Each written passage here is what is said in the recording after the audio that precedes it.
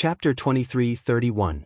Times have changed. When someone had mentioned a mysterious iron sailboat, silence descended on the port as everyone stared intently at the approaching fleet.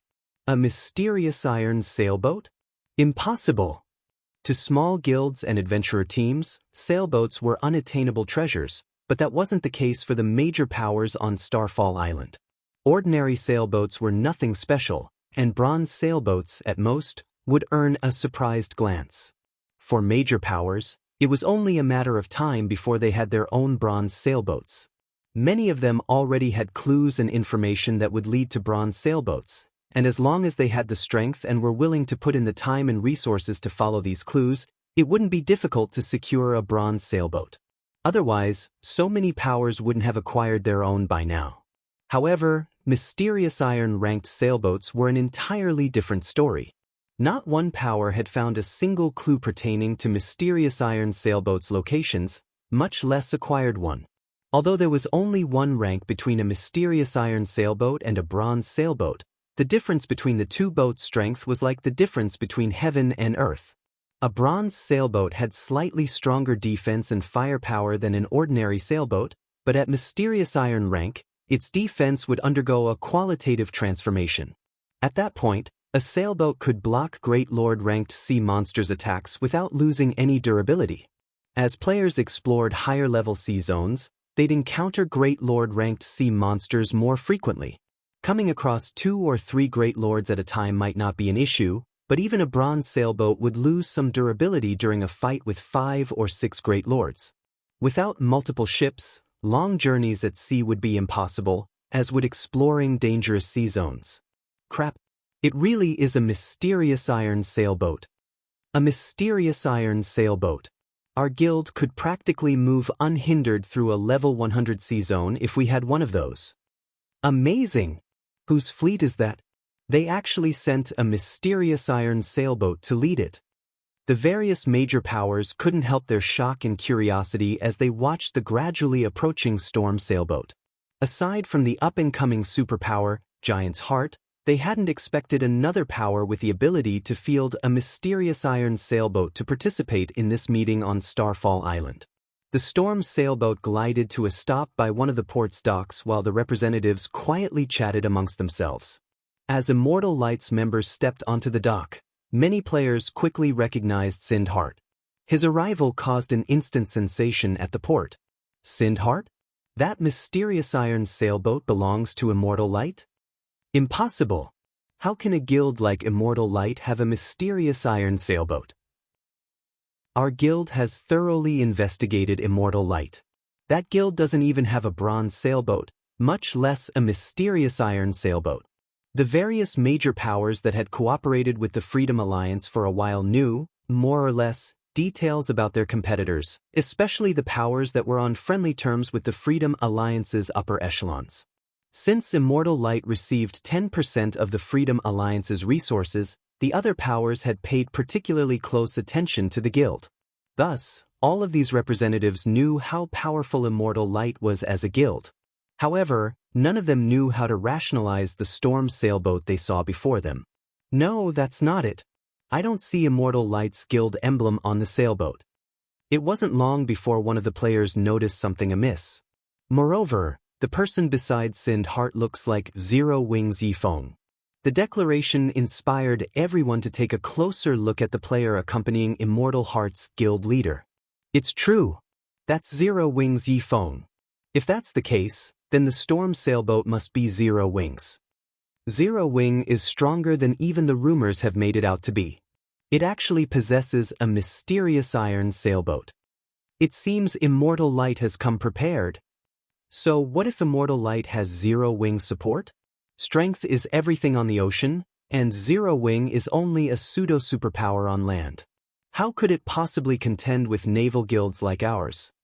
The various representatives sneered at Shurfeng and Immortal Light's members. The status quo wasn't the same as it had been at sea. In the past, a powerful ship had been a significant asset to a power. After all, the various naval powers barely had enough ships to form a full fleet back then.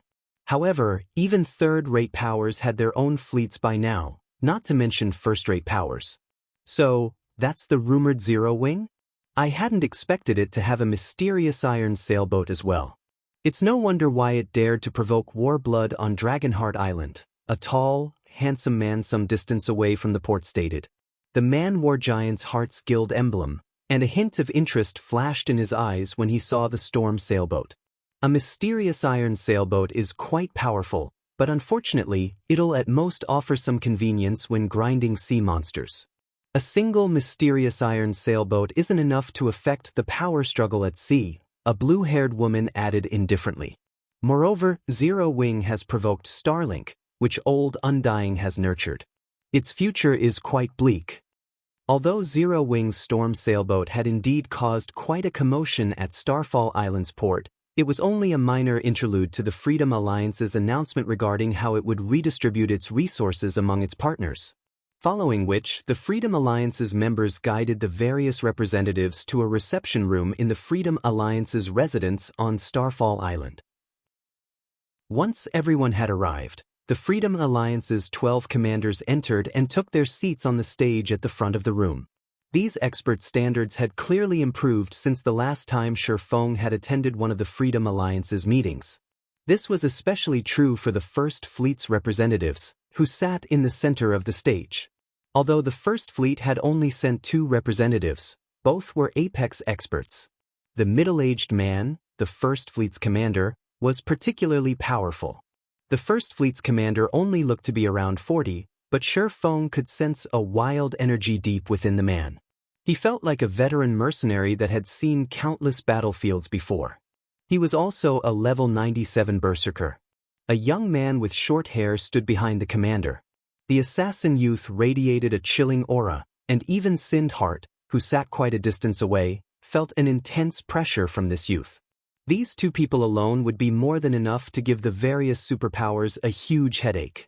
It was no wonder why Silent Entropy, Passing Monarch, and the Freedom Alliance's other commanders had been overtaken. Since everyone's here, I'd like to begin with discussing our resource redistribution, Flame Robber, the First Fleet's commander, said as he swept his gaze over the gathered players. The resources under the Freedom Alliance's control have changed, and more powers have begun to target us.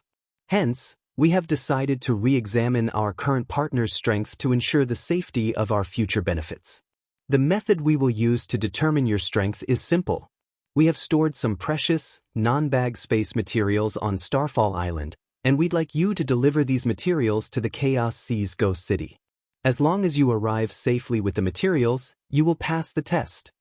The various representatives' expressions twisted when they heard Flame Robber's announcement. Even Sindhart's expression turned dark. God's domain's dark forces ruled over the Chaos Sea, and the players in the area were lunatics who only thought of slaughter. Dark players in the Chaos Sea were particularly powerful. Some of them could even control sea monsters, using them as tools for transportation and combat. In the Chaos Sea, even an expert fleet would suffer tremendously, and some would simply be annihilated. Most of the various superpowers tried to avoid the sea zone at all costs. If Immortal Light, a guild that was barely considered a first-rate power on land, tried to sail through the Chaos Sea, it was almost guaranteed that the journey would be a one-way trip. Flame Robber must have lost his mind. Big Sis leaves? He actually set up such a brutal test. If we agree to this, we'll lose over 80% of our partners, including many of his own supporters. What is he thinking? A level 96 female cleric asked from her seat with the 4th Fleet's members. As far as she was concerned, Flame Robber's decision might weaken the other fleet's influence in the Freedom Alliance, but it would also weaken First Fleet's. No, he hasn't gone mad. I'm afraid that Passing Monarch will get hit the hardest with this decision. 100 Leaves, the 4th Fleet's current commander, said as she watched Passing Monarch, who wore a similarly ugly expression. At the same time, she couldn't help but applaud Flame Robber's determination. Passing Monarch's fleet consists of independent adventurer teams, none of which have any background or support from major corporations. Passing Monarch has gone to great lengths to strengthen Immortal Light as his supporter, but after this redistribution, he'll lose the guild. If that's the case, Passing Monarch might also lose his position among the top 5 fleets in the Freedom Alliance during the next resource competition. While most of the Freedom Alliance's fleet commanders celebrated passing Monarch's misfortune, the tall, handsome man from Giant's Heart, who sat with the other representatives, shifted his gaze toward Shifeng. What a pity! I had hoped I would get to see the power of a mysterious iron sailboat, but it seems that won't be the case, the handsome man said, sighing.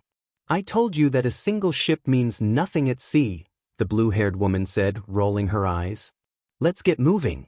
Once the sun sets, the Chaos Sea will become far more dangerous. Read latest chapters at Wuxia World. Yu the handsome man fell silent and followed his companion out of the reception room.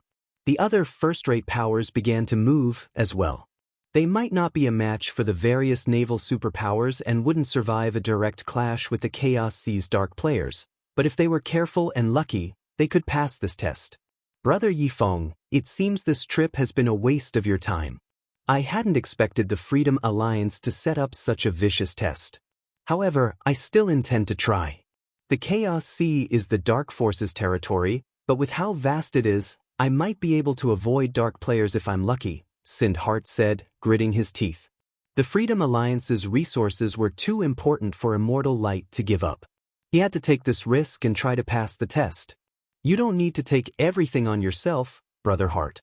Zero Wing is Immortal Light's major shareholder, and this matter involves resources that my guild requires. Naturally, Zero Wing will participate as well, Shifeng declared, shaking his head. He then glanced at Flame Robber, who had stood and was about to leave the room. Flame Robber had certainly played his cards well. Unfortunately, he had chosen the wrong opponent. Chapter 23:32, Steel Giant. I'll have to trouble you then, Brother Yifeng, Sindhart said. He felt both grateful and ashamed when Shifeng had offered to help. Zero Wing's help was a large part of the reason that Immortal Light had acquired its current strength. Sindhart had thought that with Immortal Light's development, it could return the favor, more or less, but it seemed that the guild needed to rely on Zero Wing once again. However, Immortal Light's fleet would have a greater chance of reaching Ghost City with Zero Wing's storm sailboat. Sindhart then began to make the necessary arrangements for Immortal Light's remaining bronze speedboats and sailboat to meet him at Starfall Island for a final struggle. If Immortal Light could secure the Freedom Alliance's resources, it would qualify as a first-rate naval power. It might even become an overlord in the Apocalypse Empire. After all, the Freedom Alliance controlled 5 major cities in Sea's End, with more than double the resources it used to have. Moreover, it would likely acquire more as time passed. Naturally, Immortal Light could reap more benefits from its partnership with the Freedom Alliance as well. While Sindhart mobilized Immortal Light's experts, the other major powers began to do the same. After just 8 hours, sailboats and speedboats crowded Starfall Island's port. The spectacular scene stupefied the adventurer teams and guilds that rested on the island. More than 30 expert fleets had docked, and the weakest ship among them was a bronze speedboat. Moreover, the weakest fleet had a minimum of 30 bronze speedboats and 3 sailboats. If these fleets cooperated, they could even take on level 90+ mythic-ranked sea monsters. Of all of the fleets present, the most eye-catching was undoubtedly Giant's Heart's. Giant's Heart's fleet consisted of 100 bronze speedboats, over 20 mysterious iron speedboats, and 10 sailboats. Of the 10 sailboats, 4 were bronze rank. Not even the Freedom Alliance's first fleet had such combat power, yet this wasn't all that Giant's Heart possessed. Giant's Heart is terrifyingly powerful. It's no wonder why it defeated Pride Empire in the Fire Dragon Empire. 100 Leaves, who watched the ships gather from one of Starfall Town's lookout towers, commented as she inspected Giant's Heart's fleet. Giant's Heart had sought out Passing Monarch to cooperate, but Passing Monarch was too stubborn and refused the offer. He's likely regretting his decision to continue his partnership with Immortal Light. Even the Sacred Temple was afraid of the naval power Giant's Heart displayed. If Passing Monarch had agreed to work with the guild, he could have competed for the first fleet position. However, Passing Monarch had given this opportunity to Flame Robber. Big Sis Leaves, are we really going to hold back the guild's strength? 1. The female cleric beside 100 Leaves anxiously asked. Our position in the Freedom Alliance isn't stable enough. If we openly rely on the guild's strength, even a fool would realize that we're members of the sacred temple, not just a team with the guild's support, 100 Leaves said, shaking her head. She then turned towards Silent Entropy's group nearby with a bright smile. Flame Robber might have Giant's Heart support, but Silent Entropy won't just take this lying down. All we need to do is watch those two go at each other's throats and wait for an opportune moment. When Sind Heart saw the various major powers' fleets from the port, he suddenly felt tiny. Immortal Light was a top-ranked naval power in the Apocalypse Empire, but if it weren't for the Storm sailboat, it would be the weakest power here. Even Feng was surprised when he saw the multiple fleets.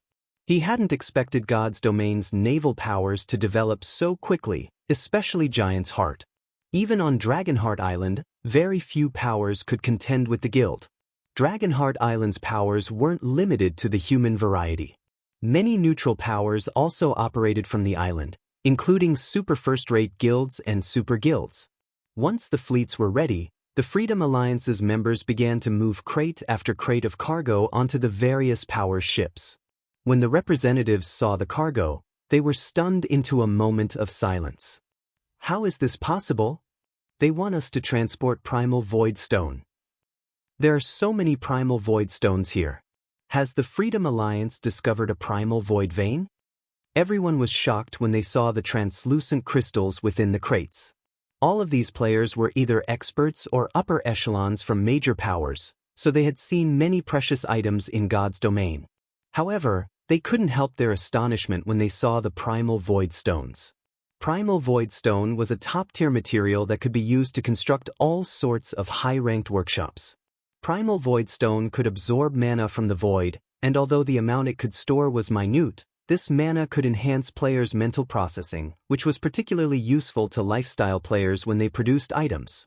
Buildings made with Primal Void Stone could also help combat players when training their skill or spell completion rates. Hence, the various large guilds had been desperately collecting Primal Void Stone to construct training rooms or workshops within their guild towns to help their members improve. Unfortunately, Primal Void Stone was a non-bag space item and incredibly rare. Collecting enough stones to construct a training room was a dream at this stage of the game. And yet, the Freedom Alliance revealed that it had so many available. Why wouldn't this shock the various major powers present? Seeing so many Primal Void Stones even stunned Feng. He hadn't thought that the Freedom Alliance would have so many in its possession. The various superpowers had treated buildings constructed with Primal Void Stone as sacred places for their players to improve skill or spell completion rates and craft items during his previous life.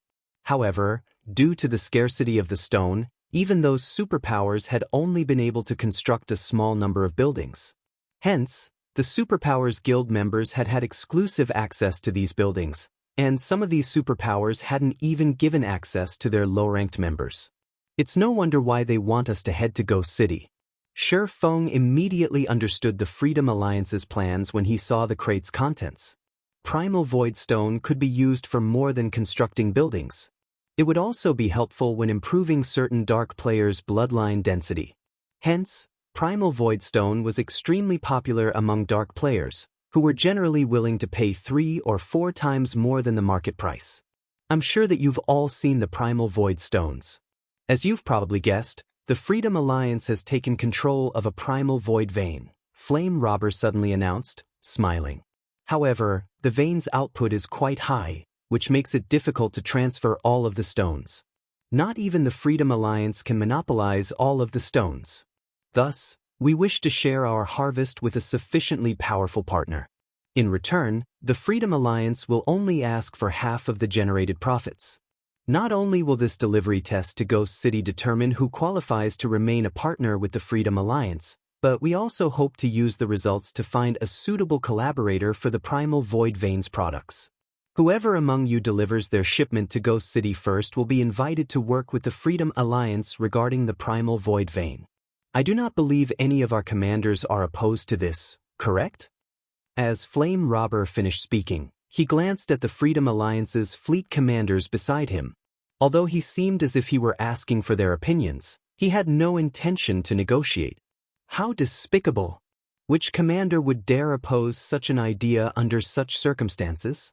The female cleric behind 100 Leaves quietly cursed. Flame Robber was clearly trying to hand the share of the primal void vein to Giant's heart.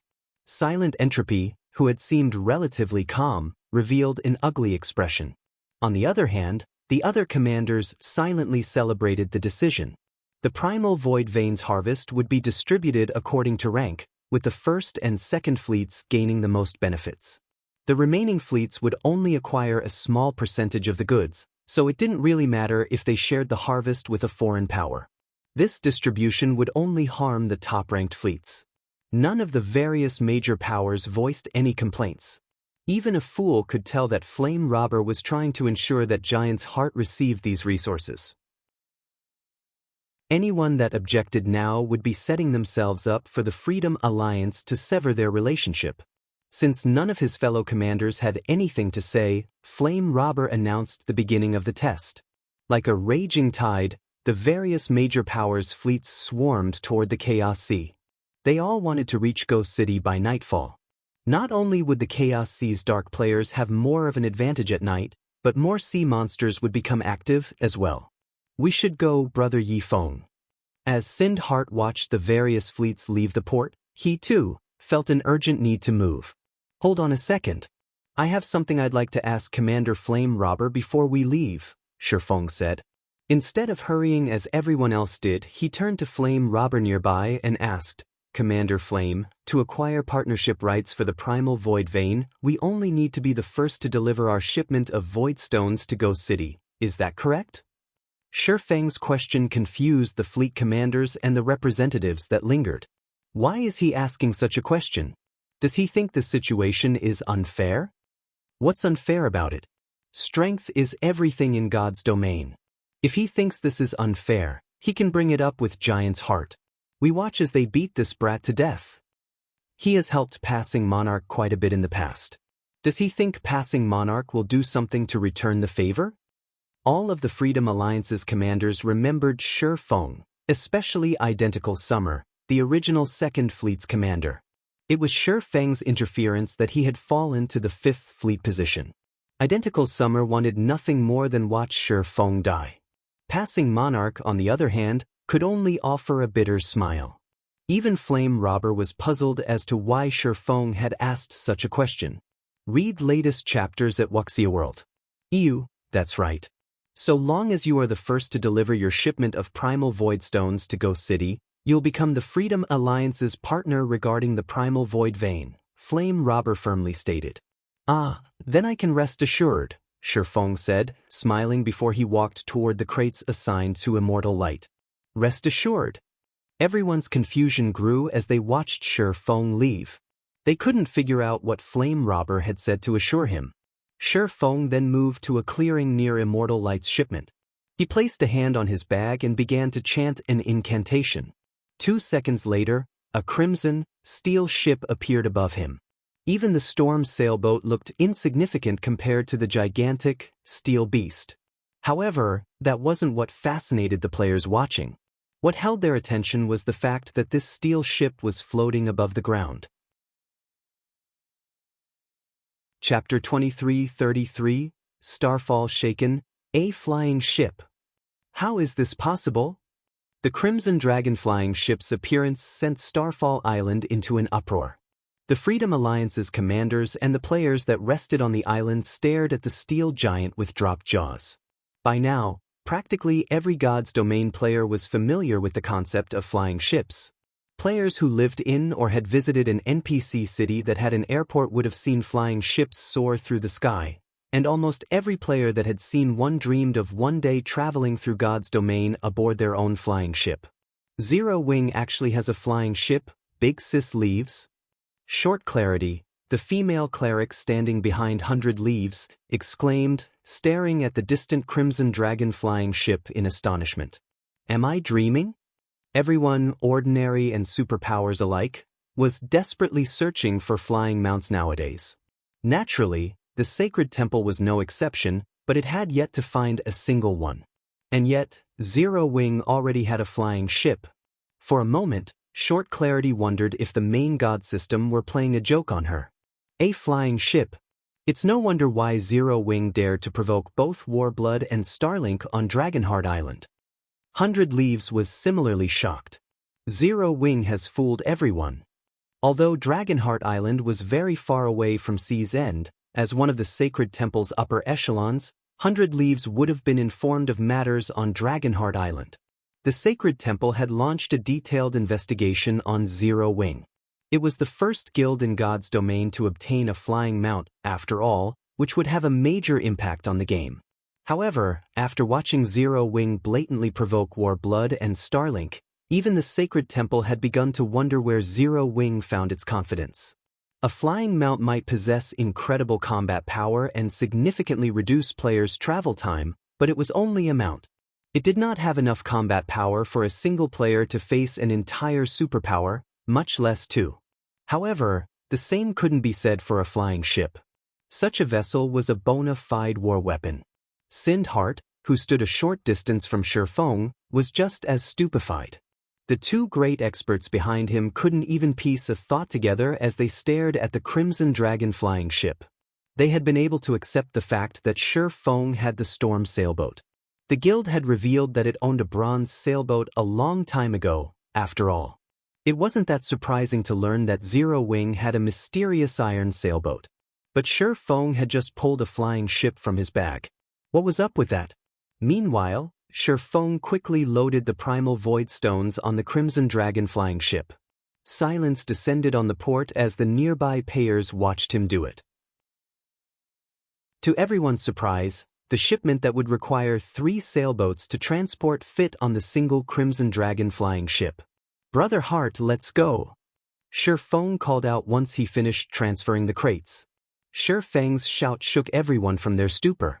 Sindhart replied with a stiff nod, robotically following Shifeng as he boarded the flying ship. Once Immortal Light's other members figured out what was happening, they scurried aboard the flying ship as well. As everyone watched, over 100 Immortal Light members took their places on the Crimson Dragon flying ship. From the flying ship's deck, Immortal Light's members noticed the spectators' envious gazes. At the moment, they felt as if they had reached the peak of their lifetimes. Crap! Immortal Light's members are so lucky. They actually get to ride a flying ship. I wish I could ride the flying ship too. My friends would die from jealousy if they saw me on one. I knew I should have joined Zero Wing. The crowd at the port wanted nothing more than to drag Immortal Light's members off the Crimson Dragon flying ship and take their place. But when they saw the patrolling NPC soldiers, they abandoned the idea. Good. Let's set off. Once Immortal Light's members were on board, Shifeng piloted the Crimson Dragon flying ship, and it slowly ascended into the air. As the flying ship rose roughly a kilometer above the ground, he ramped up the engine. The flying ship transformed into a crimson blur as it shot forth, crossing 300 yards in the blink of an eye. It was far faster than an extraordinary flying mount. After a few short seconds, the Crimson Dragon flying ship vanished over the horizon. So, that was a flying ship? It's insanely fast. Giant's heart won't stand a chance against Immortal Light. Cool. That flying ship was so cool. No matter what, I've got to join Zero Wing. After watching the Crimson Dragon flying ship fly off, a commotion erupted among the independent players and Major Powers members on Starfall Island. They had all known that flying ships were powerful, but they hadn't expected the vessel to be this powerful. Speedboats and sailboats were little more than snails compared to a flying ship. Furthermore, the flying ship's capacity for non-bag space items was unbeatable. The remaining representatives on the island stared after the flying ship with wide, bulging eyes. They had never dreamed that a land-based guild would pull such a move against them. A flying ship? That's impossible. Players can't get their hands on such an item. Just how did Zero Wing do it? The blue-haired woman on one of Giant's Heart's bronze sailboats exclaimed, surprised and confused after watching the Crimson Dragon flying ship soar over Giant's Heart's fleet. The Sea God's realm was one of the strongest otherworlds. Players from the otherworld had even more access to resources, legacies, and information than those on the main continent. The only thing the Sea God's realm lacked, compared to the main continent, was technology. The sea god's realm simply didn't have the resources to support its lifestyle players as the main continent did. The otherworld's lifestyle classes even struggled to produce secret silver equipment. Despite the advantages the sea god's realm's players possessed, a flying ship was still out of their reach, yet Zero Wing had one of its own. She couldn't understand how this had happened. Zero Wing, is it? The handsome man beside the blue-haired woman revealed a rare smile as he watched the Crimson Dragon flying ship fade into the distance. This is interesting. I wonder what the boss will do with this information? Read latest chapters at Wuxia World. Once the flying ship was gone, the Freedom Alliance's commanders revealed a myriad of expressions. Some commanders were enraged, while others rejoiced. Some expressed their admiration, and some voiced their envy. Passing Monarch's luck is impressive. Flame Robber has gone to great lengths to set up this ploy, yet it's turned around to bite him, 100 Leaves surmised, a hint of envy flashing in her eyes as she glanced at Passing Monarch. Regardless of what would happen to the Crimson Dragon flying ship in the future, there was no doubt that Immortal Light would win the partnership rights to the Primal Void Vein. At that time, Immortal Light was guaranteed to grow stronger, which would, in turn, bolster Passing Monarch's authority in the Freedom Alliance. What should we do about the Crimson Dragon flying ship, Big Sis Leaves? Short Clarity asked. We don't have the authority to decide that. We'll just report these events to the higher-ups, 100 Leaves said, an excited brightening her expression. A flying ship. This news will shake the very foundation of God's domain. Chapter 23-34, Start of a New Era. Shortly after Feng piloted the Crimson Dragon flying ship away from Starfall Island, the various major powers members frantically began to report to their superiors. At this point, none of them paid any mind to the Freedom Alliance's decision to re-evaluate its partners. After all, the appearance of a flying ship represented the start of a new era. Guild leader, guess what I just saw on Starfall Island? A flying ship. Someone already obtained a flying ship. What? Don't believe me? I'll send you a video of it. You'll know once you see it. That flying ship is amazing. Excitement sparked among the independent players and various powers members on Starfall Island as they discussed the Crimson Dragon flying ship. When the various powers' upper echelons received the reports, they lost their minds. Thus far, they only knew of one flying mount in a player's possession right now, let alone a flying ship. How could someone have already obtained a flying ship? However, when these upper echelons saw the video clips from their subordinates, they were utterly dumbfounded. Passion, envy, greed. These emotions overwhelmed the various major powers' upper echelons as they watched the recordings of the Crimson Dragon flying ship. Almost immediately, they ordered all-out investigations on Zero Wing. They were all determined to learn how Zero Wing had gotten its hands on the flying ship.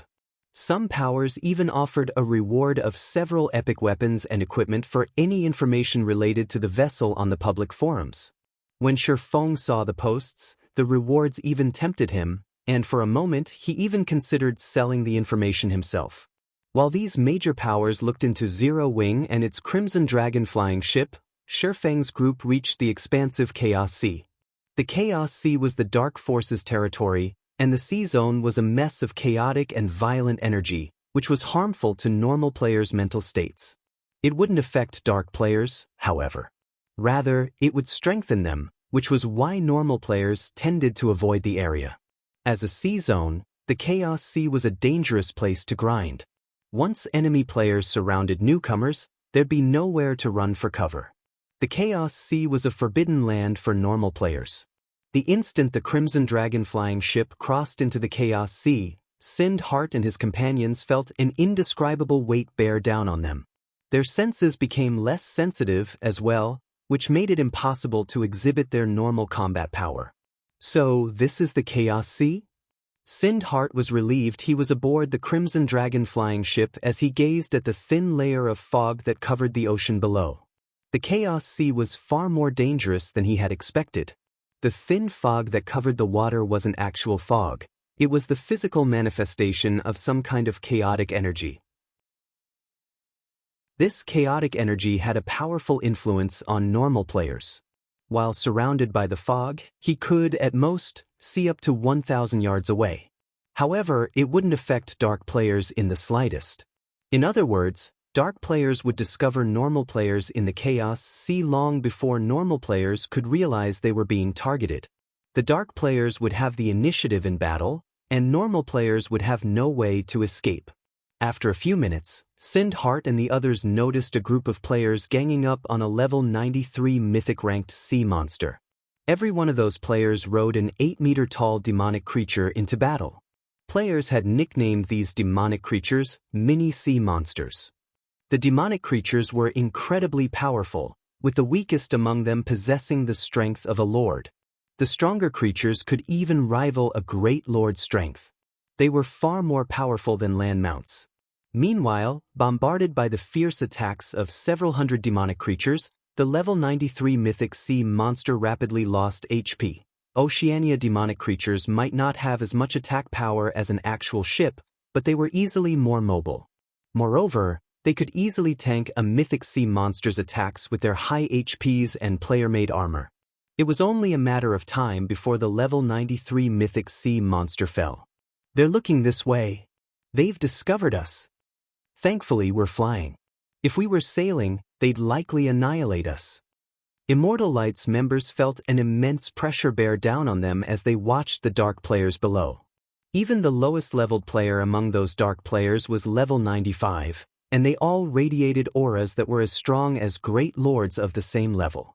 If these several hundred dark players attacked with their demonic creatures, they could likely decimate an entire expert fleet. Meanwhile, countless dark teams of their caliber filled the Chaos Sea. Just the thought of sailing through all of those players made their scalps tingle. Fortunately, Immortal Light's members rode Zero Wings flying ship. Even if those dark players had noticed them, they couldn't do anything about it. The dark players could only stare as they flew away. The dark players fighting the mythic sea monster were even more shocked than Immortal Light's players. A flying ship? What's going on? I thought only one player in God's domain has found a flying mount thus far? How does someone already have a flying ship? They're not here to kill steel, are they? The dark players nervously watched the steel giant fly across the sky. They were all afraid that the vessel's pilot had set their sights on their team. Their team had gone to great lengths to locate this mythic sea monster, and they were banking on it to elevate their overall combat power so they could contest for better hunting grounds later. If that flying ship decided to steal the kill, they'd only be able to cry as they watched someone else claim their prey. None of them were afraid of a fight, but a battle was only worth fighting if they had a chance. Read latest chapters at Wuxia World. A flying ship was a war weapon and an overlord of the sky. Its combat power was on an entirely different level. Their demonic creatures wouldn't be much help, either. Demonic creatures were quite mobile, but they had very few long-range attacks. If the Crimson Dragon flying ship stopped 400 or 500 meters above them and bombarded the team from there, they wouldn't have any means to retaliate. As the Crimson Dragon flying ship drifted out of sight, the dark players breathed a sigh of relief and continued their raid on the level 93 mythic sea monster with peace of mind. The Chaos Sea was large enough that it could contain multiple land-based empires. Even a bronze sailboat would need more than a day to travel from Starfall Island to Ghost City. However, the Crimson Dragon flying ship could complete the journey in several hours. As the city came into sight, Sindhart felt as if he were dreaming. Chapter 23:35 Profitable Trading. As the gigantic Crimson Dragon flying ship appeared above Ghost City, it attracted everyone's attention like a dazzling sun. The flying, steel giant was impossible not to notice. The roar of the flying ship's engine reverberated like the roar of a dragon. One could even hear it from several thousand yards away. What's going on? Did someone trigger an event? No. That should be the rumored flying ship that appeared at sea not long ago. It's come to Ghost City. Which power owns that flying ship? Aren't they a little too strong? Heated discussions erupted across Ghost City when players noticed the Crimson Dragon flying ship. The dark players it had flown over earlier had already posted about it on the Chaos Sea's official forums, which had already caused a huge commotion. Now that the ship had appeared above Ghost City, how could the city's players ignore it? As they arrived, Sherfong didn't linger above the city for too long, piloting the flying ship toward Ghost City's airport. There were a total of 24 cities within the Chaos Sea, and they were all very far apart from each other. Normally, players had to rely on sea or air transportation to travel from one city to another. Thus, every one of the Chaos Sea cities had well-developed ports and airports. Disembarking, Sherfong stored the Crimson Dragon flying ship and entered the airport terminal. As he did, he was greeted by a large crowd of dark players and a smattering of normal players. The dark players didn't seem surprised to see normal players like Sherfong and Immortal Lights members. It wasn't unusual for players to risk the trip through the Chaos Sea for a profit. Player-owned counters filled the terminal, all selling a variety of precious items. Ghost City's airport was just as lively as the auction houses in the capital city of Kingdoms. This place is bustling. Sindhart could not believe his eyes when he saw the number of players and precious items in the terminal. Is this city really controlled by the Dark Forces? From his impression of the Dark Forces, their territories should be chaotic, filled with endless slaughter. They shouldn't look anything like this prosperous city. Moreover, the items available for purchase were so valuable that even Sindhart, Immortal Lights Guild leader, was tempted. These vendors sold secret silver mounts and Tier 3 summoning scrolls that were quite rare in the Apocalypse Empire. Moreover, these items were available in abundance. He even spotted one player selling over a dozen bronze speedboats, which weren't available at all in the Apocalypse Empire. The rest of Immortal Lights members were just as excited, wanting nothing more than to claim every one of these items. Only Sherfong maintained his composure when he saw the wide variety of products for sale in the airport terminal. Chaos did reign over the Dark Forces' territories, but that chaos stopped at a city's borders. As the only safe havens for dark players to rest, the Dark Forces ensured safety within their NPC cities, allowing players to conduct their business. Due to how few cities there were in the Chaos Sea, it was only natural that these cities would prosper. In addition, dark players had very different values than their normal counterparts. Some items that were quite important to normal players had no value to dark players. Since the Chaos Sea's dark players used oceanic demonic creatures as their preferred mode of transportation at sea, land mounts and ships were worthless to them. Moreover, dark players prioritized their own strength over all else, so they weren't particularly interested in external tools. Those that relied on such tools would struggle to secure powerful legacies. Thus, players generally sold external tools for low prices in the Dark Forces domain. This was also why the various naval powers were interested in conducting business in the Chaos Sea.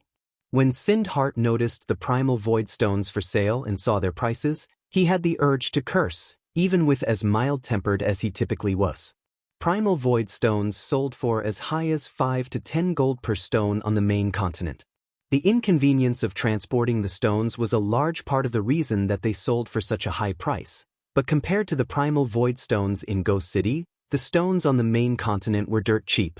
These players were selling primal void stones for 40 gold apiece. Moreover, these dark players fought to purchase any primal void stones they could, even at such a high price. They cleaned the vendors of every stone in no time.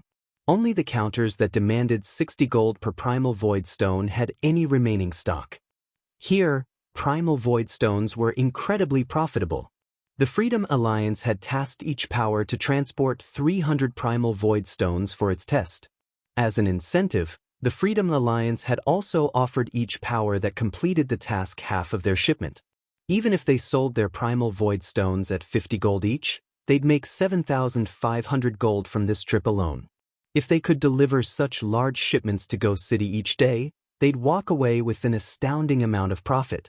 Sindhart finally understood why Sherfong had insisted on competing for the partnership rights to the Primal Void Vein, going so far as to expose the Crimson Dragon flying ship to the other major powers, becoming a target. If they could deliver Primal Void Stones to Ghost City long-term, they'd likely earn more profit than a guild city. Even a lousy Primal Void Vein should generate several thousand Primal Void Stones each day. Even if Immortal Light and Zero Wing only secured 1,000 Primal Void Stones per day and shared half of the profits with the Freedom Alliance, they'd make over 25,000 gold a day. If they sold the stones at a higher price, they could even rake in 30,000 gold per day.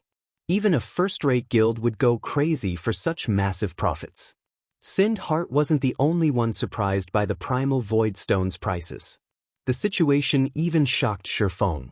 Within the Dark Forces territories, Primal Void Stone had only sold for 20 gold per stone during his previous life, yet now, that price was more than double. It was no wonder why the Freedom Alliance wanted to find partners to help deliver its stock. Shifeng quickly handed off half of his shipment to the Freedom Alliance's representatives in Ghost City, putting the other half of the Primal Void Stones up for sale.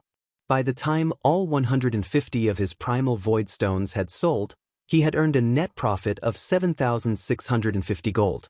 If they secured the Freedom Alliance's partnership rights, both Zero Wing and Immortal Light would secure a long-term source of coin and Primal Void Stone income. Read latest chapters at Wuxia World. Once they completed the Freedom Alliance's test, Shifeng and his companions left Ghost City. They wanted to sign their partnership contract with the Freedom Alliance as soon as possible, so they used return scrolls to teleport back to Blue Jade City. From there, they flew to Starfall Island aboard the Crimson Dragon flying ship. As soon as they arrived in Starfall Town, they sensed a tense atmosphere around the town. For some reason, the various major powers' representatives now stood outside of the entrance to Freedom Alliance's residence. These representatives didn't seem surprised or envious as they watched Shifeng and the others return.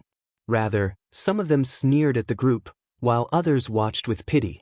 Shifeng approached the residence's entrance, and 5 players, a woman and 4 men, wearing Giant's Heart's Guild emblem blocked his way.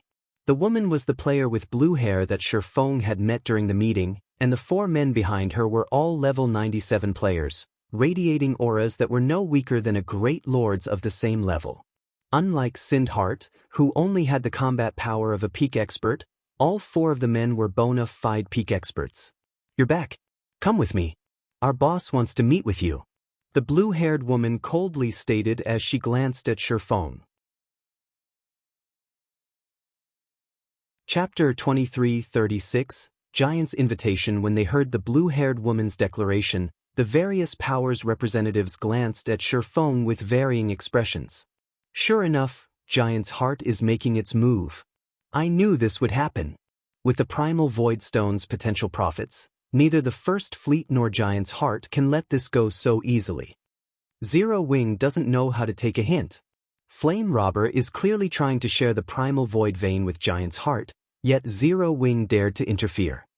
All of these powers wanted the partnership rights to the Primal Void vein as well, but they knew that they couldn't get their hands on it with a superpower like Giant's Heart already in the way.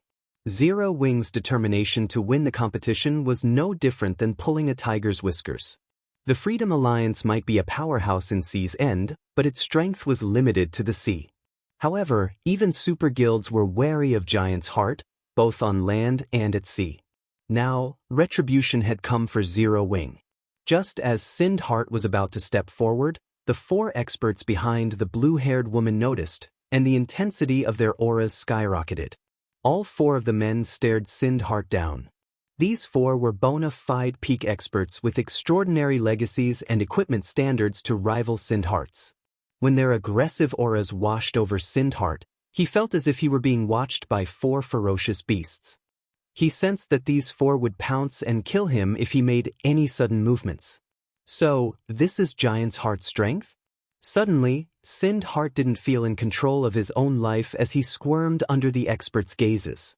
He was one of the top 10 elementalists in the Apocalypse Empire, and he had defeated his fair share of peak experts.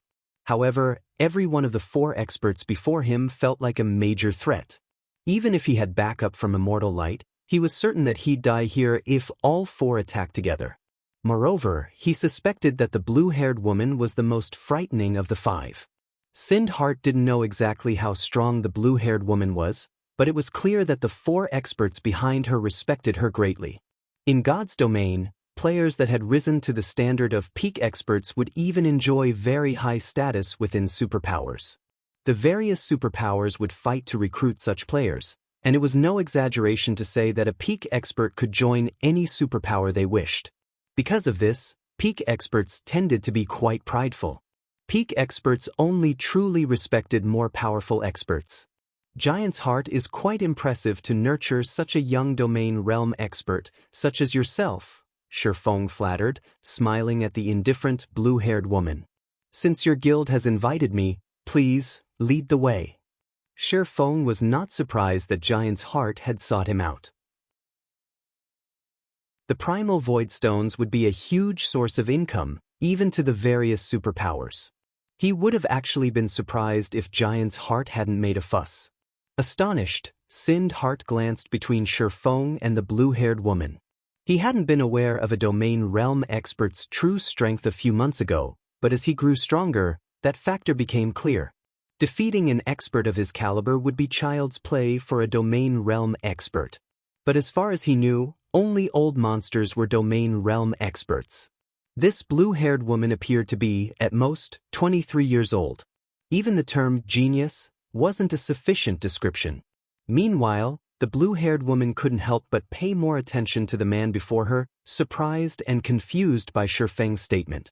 She had only reached the domain realm 7 days ago, and very few people in her guild knew about the accomplishment. She was very careful to hide her combat standards, ensuring that even domain realm experts would dismiss her as a void realm expert, at most. She had never expected Shifeng to recognize her for what she truly was. Are we really going to go with them, Brother Yifeng? Sind Heart asked worriedly in the team chat. Just standing before these 5 players put their lives at risk. If they entered Giant's Heart's territory, they'd be at the guild's mercy. Since we've received such a grand reception, why wouldn't we? Shifeng countered, chuckling. Shifeng's response rendered Sind Heart speechless. Shifeng wasn't wrong about this being a grand reception. A guild wouldn't even send 4 peak experts and a domain realm expert to escort the guild leaders of the Apocalypse Empire's top-ranked first-rate guilds. However, this party clearly harbored ill intentions. Let's go. Our boss doesn't have much time to waste, the blue-haired woman said, annoyed. She had wanted no part in this situation in the first place. As far as she was concerned, Giant's Heart already showed enough respect by sending 4 peak experts to escort Shifeng, but her superiors had given her a command, and she hadn't had a choice. The blue-haired woman then turned and led Shifeng and Sind Heart into the Freedom Alliance's residence. The other Immortal Light members, however, were forced to wait outside. Following the young woman, Shifeng and his companions soon found themselves outside of the residence's top-floor reception room. Sind Heart was dumbfounded to see 8 Giant's Heart experts guarding the doors. Although these 8 experts were only level 96, they all radiated incredibly powerful auras. Sind Heart could tell that they all had stronger life ratings than the 4 peak experts that had greeted them at the residence's entrance. Only, these experts hadn't reached the Void Realm yet. Even so, their combat power should only be slightly weaker than the 4 peak experts. With such a formidable foundation, Giant's Heart could annihilate Immortal Light with little effort. Go in, the blue-haired woman said as she pushed open the reception room's doors. Nodding, Shifeng entered the room with Sind Heart by his side. From the nearby hallway, several Freedom Alliance commanders watched this unfold. It seems Passing Monarch will be disappointed. Identical Summer, the current 5th Fleet's commander, commented, laughing. When he had seen Zero Wing's flying ship and knew it would win the partnership rights to the Primal Void Vein, he had nearly gone mad, but now that Giant's Heart had stepped in, he couldn't wait to see how Zero Wing intended to get out of this mess. At the end of the day, some things are simply impossible to obtain. If Zero Wing gives up the partnership rights, it should be able to continue working with the Freedom Alliance, 100 Leaves surmised with a sigh. Zero Wing had won the partnership rights, but the guild was still too naive. In one of the past's virtual reality games, the various superpowers would have likely let the matter slide, but in God's domain, there were just too many benefits and secrets. It would not be easy for non-superpowers to claim such a valuable resource in this game. Meanwhile, A handsome, white-haired man reclined on one of the sofas in the reception room. The moment Sindhart entered the room, he was overwhelmed by a strange, stifling sensation. Is that man a monster? Sindhart felt cold sweat slide down his back as he looked at the white-haired man before him. The man didn't reveal any killing intent or seem dissatisfied, yet Sindhart was terrified. His instincts screamed at him to stay away from that man and run. So, you're Zero Wings Yifeng? I am Ait Autumn, one of Giant's Heart's Vice Guild leaders. The White High introduced himself. He sipped from his teacup before smiling at his guests and continued, I've heard about you before. It seems you have a lot of authority in Zero Wing and have even led some of the guild's major operations. Read latest chapters at Wuxia World. That's right, Shifeng confirmed, nodding. That makes this simple. I have come here in hopes of purchasing Zero Wing's Crimson Dragon flying ship. Are you willing to sell it? If you agree, not only will Giant's Heart help you stabilize your claim on the Primal Void Vein's benefits, but we'll also sell you some Ocean Boundary Stones, a resource unique to the Sea God's realm, White Autumn explained. Ocean Boundary Stone is a precious item that can help players learn combat techniques more efficiently. It can even help peak experts master the incredibly complex bronze combat techniques. When the blue-haired woman heard White Autumn's offer to sell Ocean Boundary Stones, she was stunned. Ocean Boundary Stones were extremely rare in the Sea God's realm, just as rare as epic equipment. Even Giant's Heart only had a small number on hand and had refused to sell its stock to outsiders. Your offer is quite attractive, Vice Guild Leader White, but Zero Wing has no intention of selling the Crimson Dragon flying ship. Shifeng shook his head, rejecting the offer without a second thought.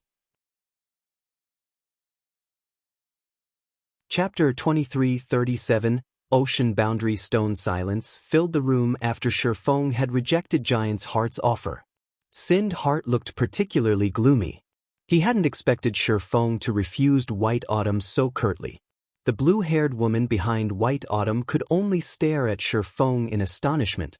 Shifeng should have been ecstatic to accept White Autumn's offer. Giant's Heart was incredibly powerful, even strong enough to contend with super guilds. It ruled over all of the Sea God's realm. If Zero Wing had agreed to trade with Giant's Heart, it would have earned the superpower's favor, which countless powers dreamed of. This was especially true now that God's domain had entered such a chaotic era with the planar passages opening.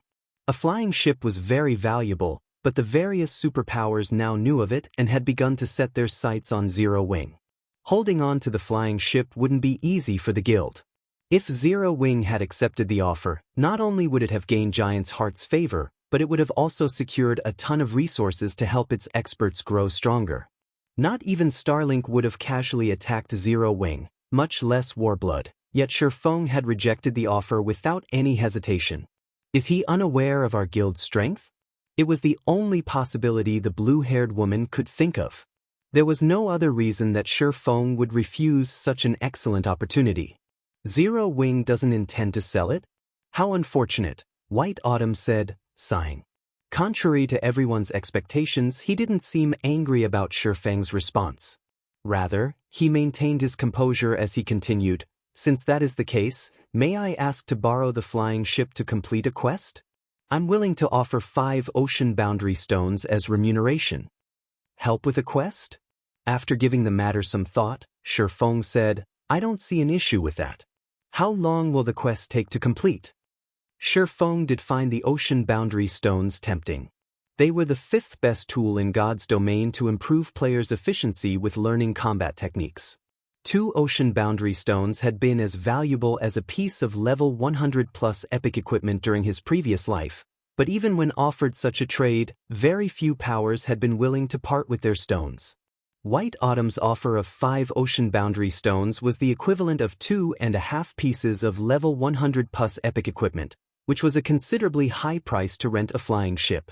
With 5 Ocean Boundary Stones, 5 of Shifeng's peak experts could learn a bronze combat technique and acquire the combat power to face domain realm experts. Most powers lacked bronze combat techniques, but Zero Wing wasn't one of them. The guild had found quite a few bronze legacy tablets thus far and had the secret technique, Lightning Flash. Shi Feng was the only guild member to grasp the technique. If Fire Dance or Gentle Snow could master it as well, they display extraordinary combat power with the help of their fragmented legendary items. It'll take roughly 3 days.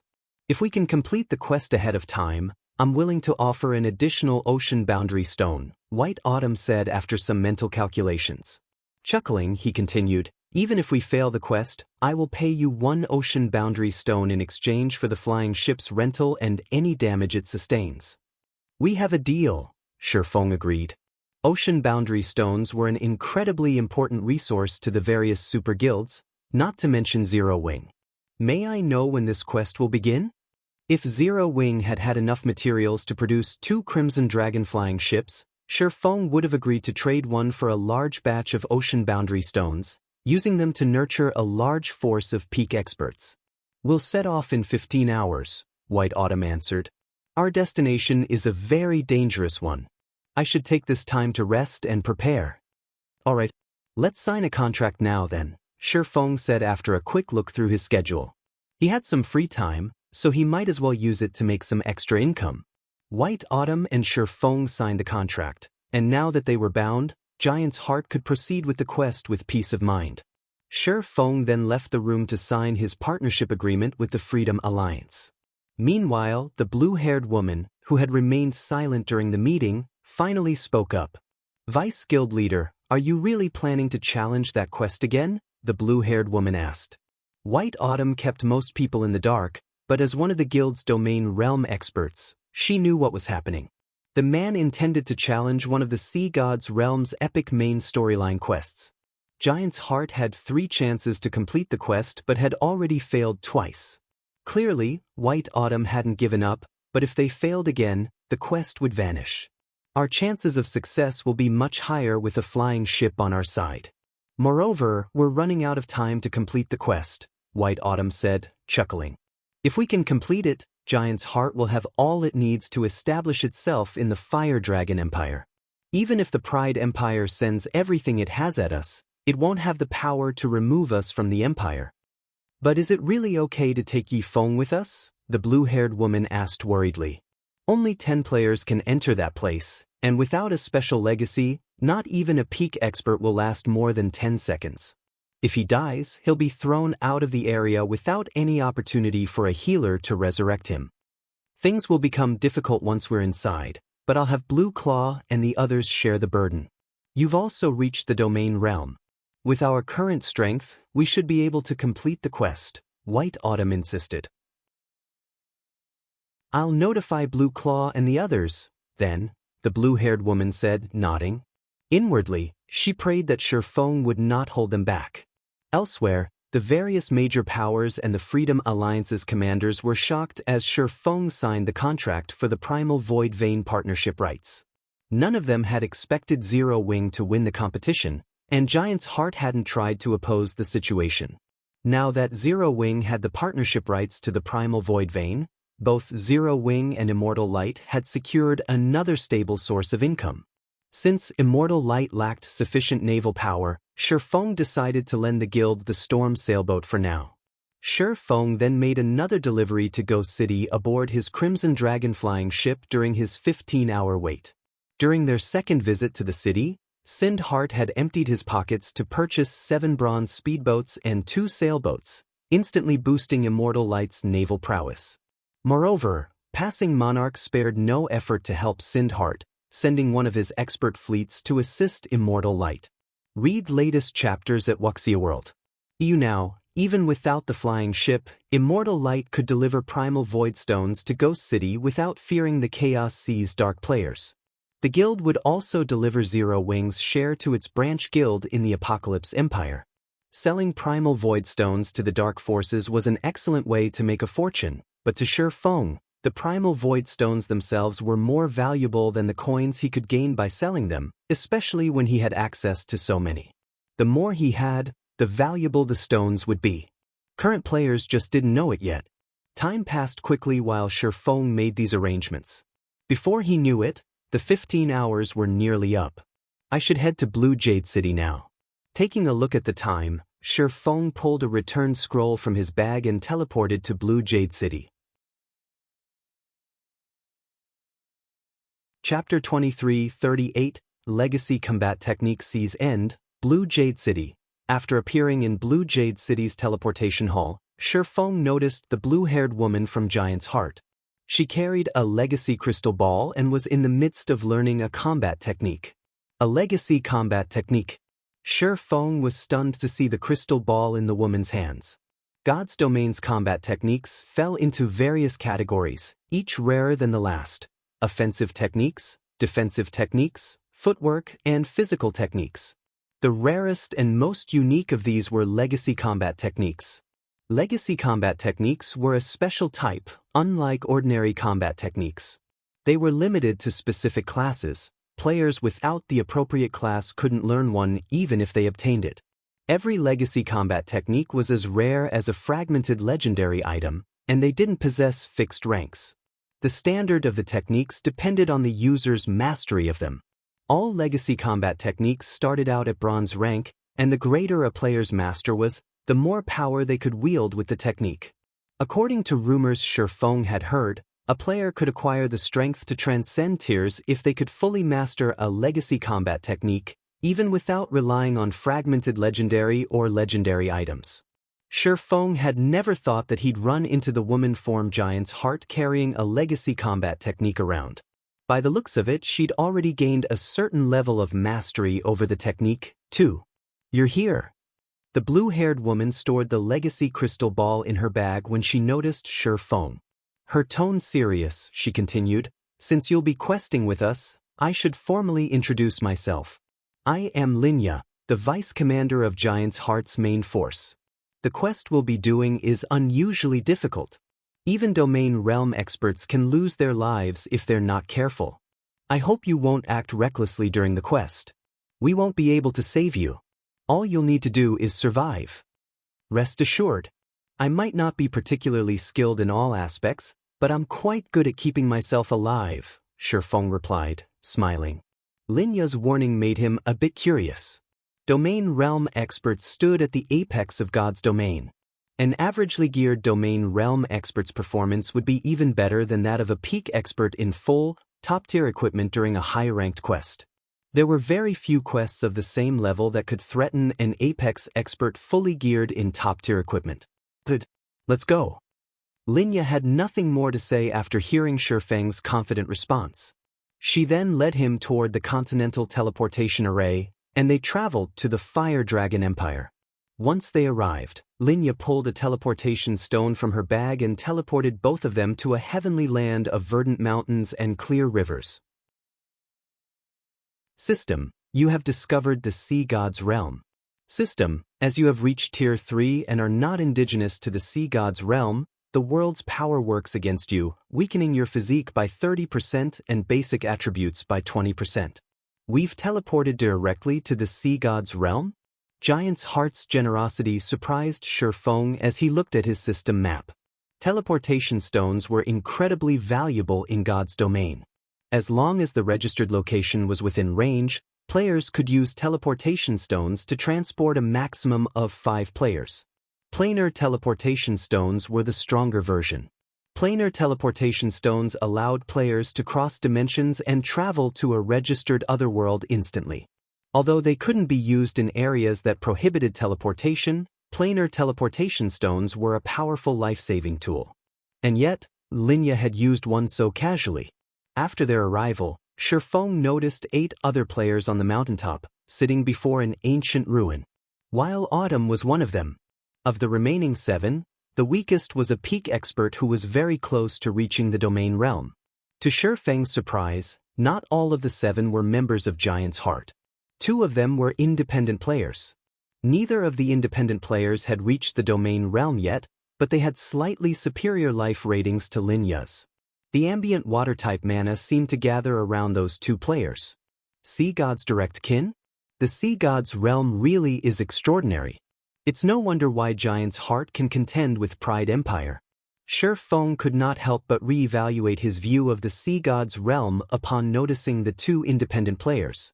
All Sea God's kin had received the Sea God's blessing.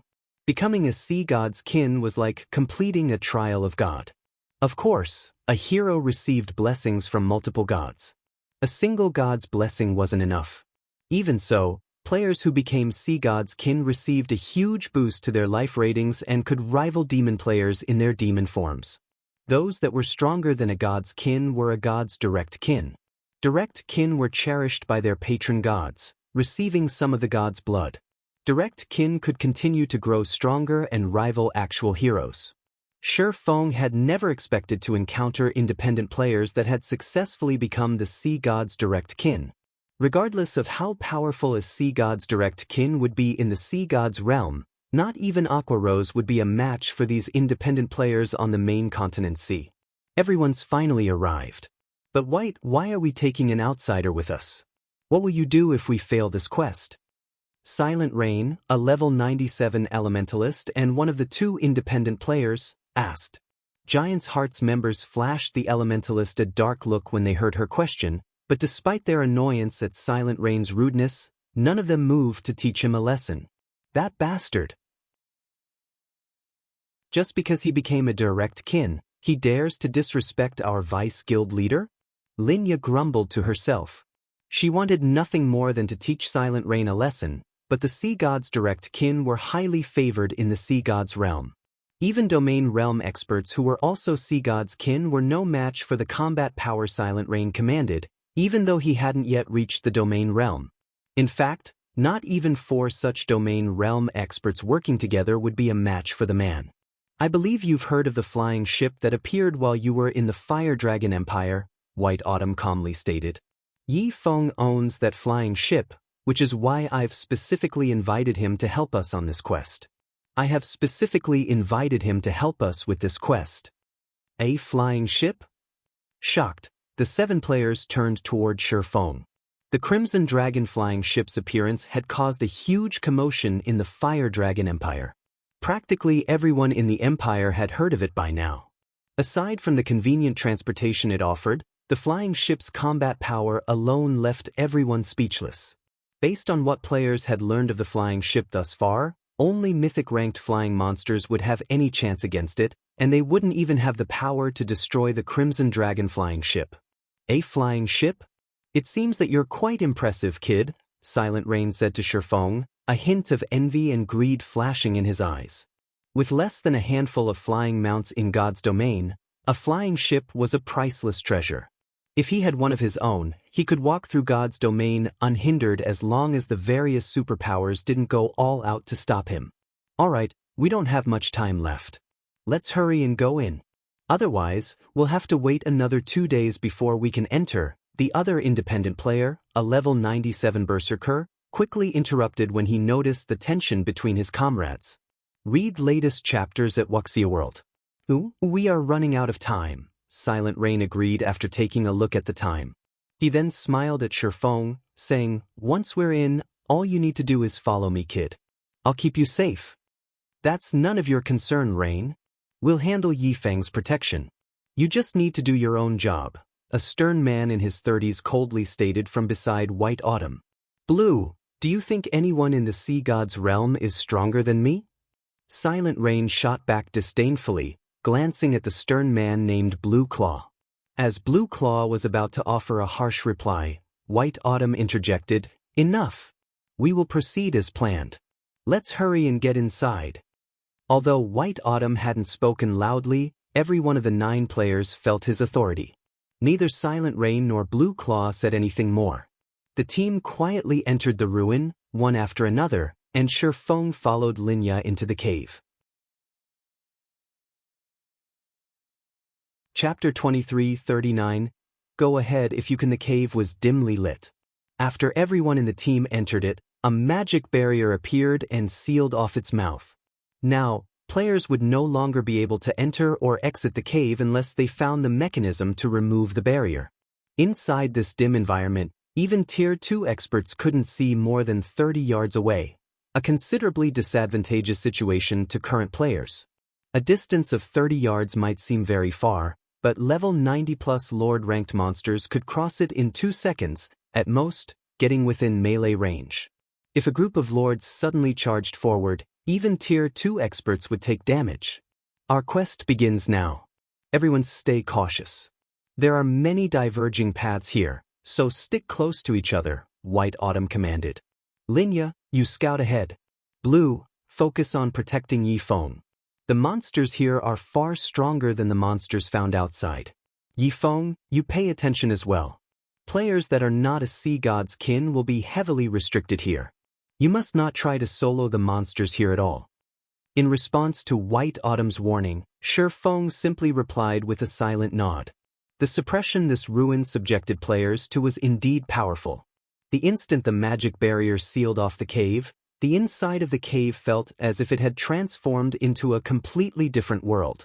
Feng could also feel the suppression on him intensifying.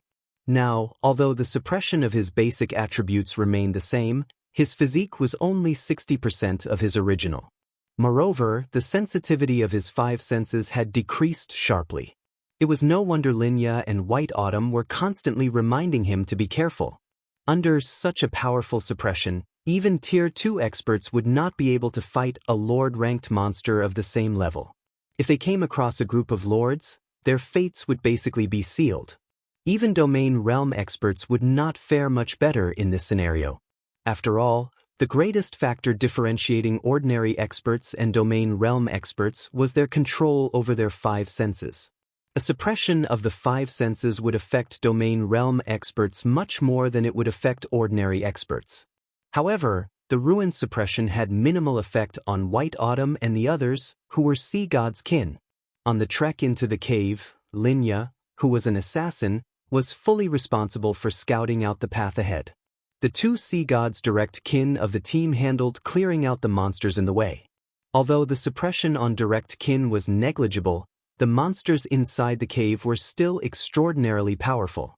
Naga Siren, Bloodline Creature, Great Lord, Level 98 HP 63, 000, 000/63, 000, Nagas possessing special bloodlines filled the cave. Occasionally, the Nagas would suddenly appear from a branch cave and execute a hit-and-run attack on the team or launch a long-range ambush using crossbows. Every one of these Nagas was like a well-trained, expert assassin. They also possessed combat standards reaching the Trial Tower's 5th floor.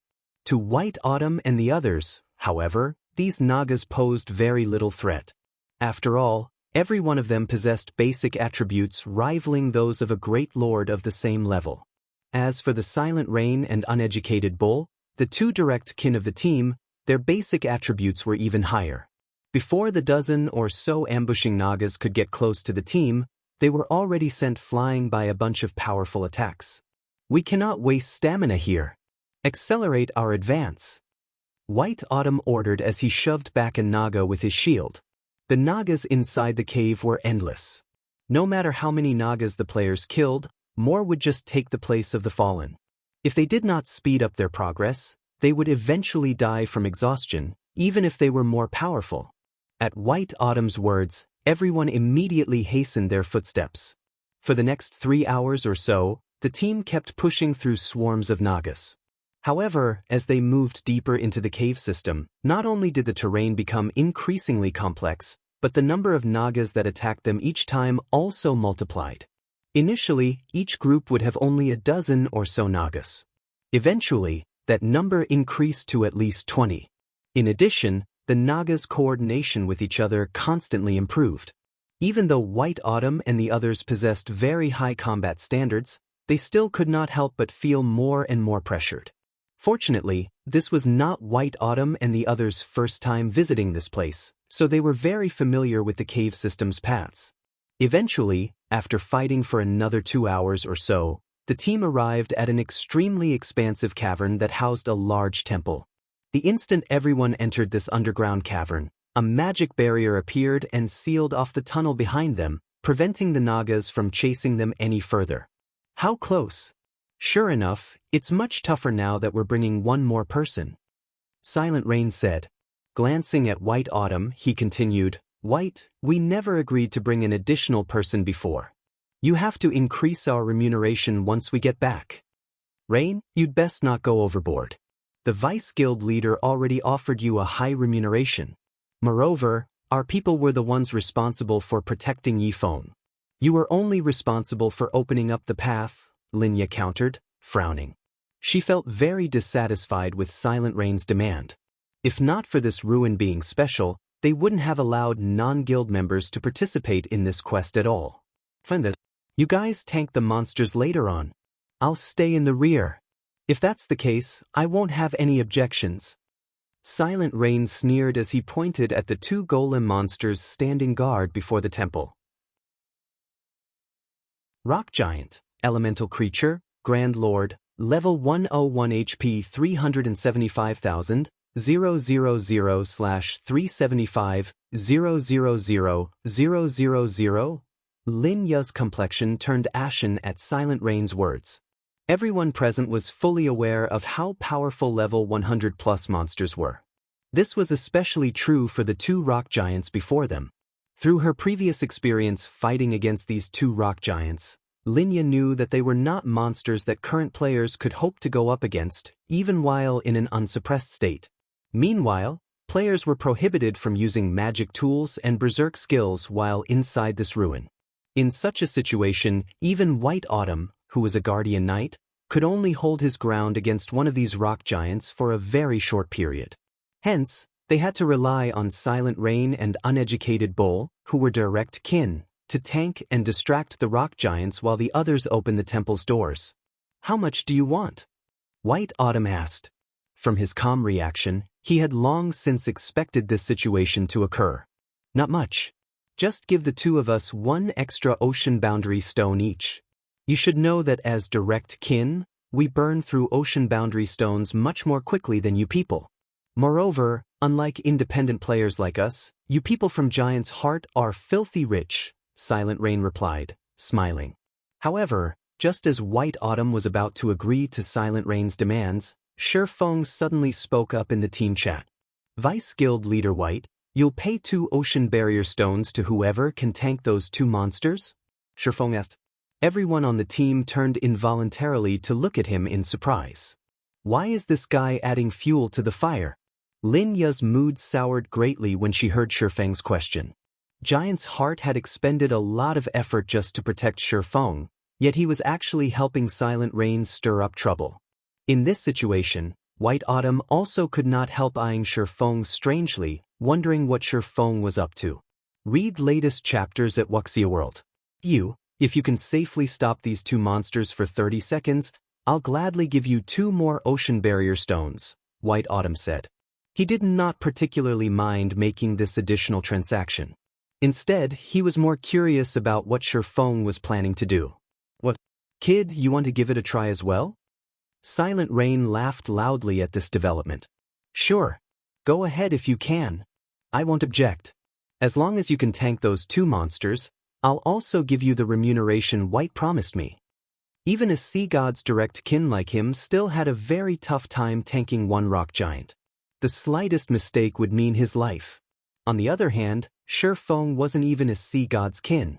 It would be a miracle if he could tank one of the rock giants, let alone 2. If that's the case, I'll give it a try, Shifeng said before slowly approaching the 2 rock giants. The instant Shifeng got within 100 yards of the 2 rock giants, the latter's eyes suddenly released a crimson glow. Both Grand Lords then started pacing toward the swordsman, their bodies releasing a frightening pressure that made everyone tense up. Chapter 2340, Tier 3 Sword King. This guy is seriously making more problems for us. Silent Rain has to go all out just to deal with 1 rock giant. How can one person possibly tank 2?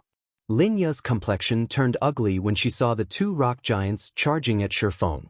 Does he need to behave this way even if he's angry? He is basically making a joke of himself in front of Silent Rain. She could understand why Silent Rain's actions would enrage Shifeng. After all, Silent Rain's demand for additional compensation because of Shifeng's presence was essentially him saying that Shifeng was dead weight. However, Shifeng's trying to prove himself by fighting 2 rock giants at once was simply foolish. After all, inside this ruin, everyone on the team had different tasks. Shi Feng's main purpose lay beyond the Rock Guardians. At that point, once he took out his flying ship, Silent Rain would naturally shut up. Rain, let's get ready as well. This kid shouldn't be able to last long. If he dies, we'll have to start all over again, Uneducated Bull said, unsheathing the crystalline greatsword slung on his back when he saw the rock giants closing in on Shi Feng. Although they had yet to reach the starting point of their quest, so long as players died here, they would be automatically resurrected outside the cave and lose 5% of their EXP. Then the team would have to suicide and leave the cave too. After all, Shi Feng held the key to clearing the quest. Uneducated Bull did not wish to waste several more hours fighting through the cave system once more. No rush.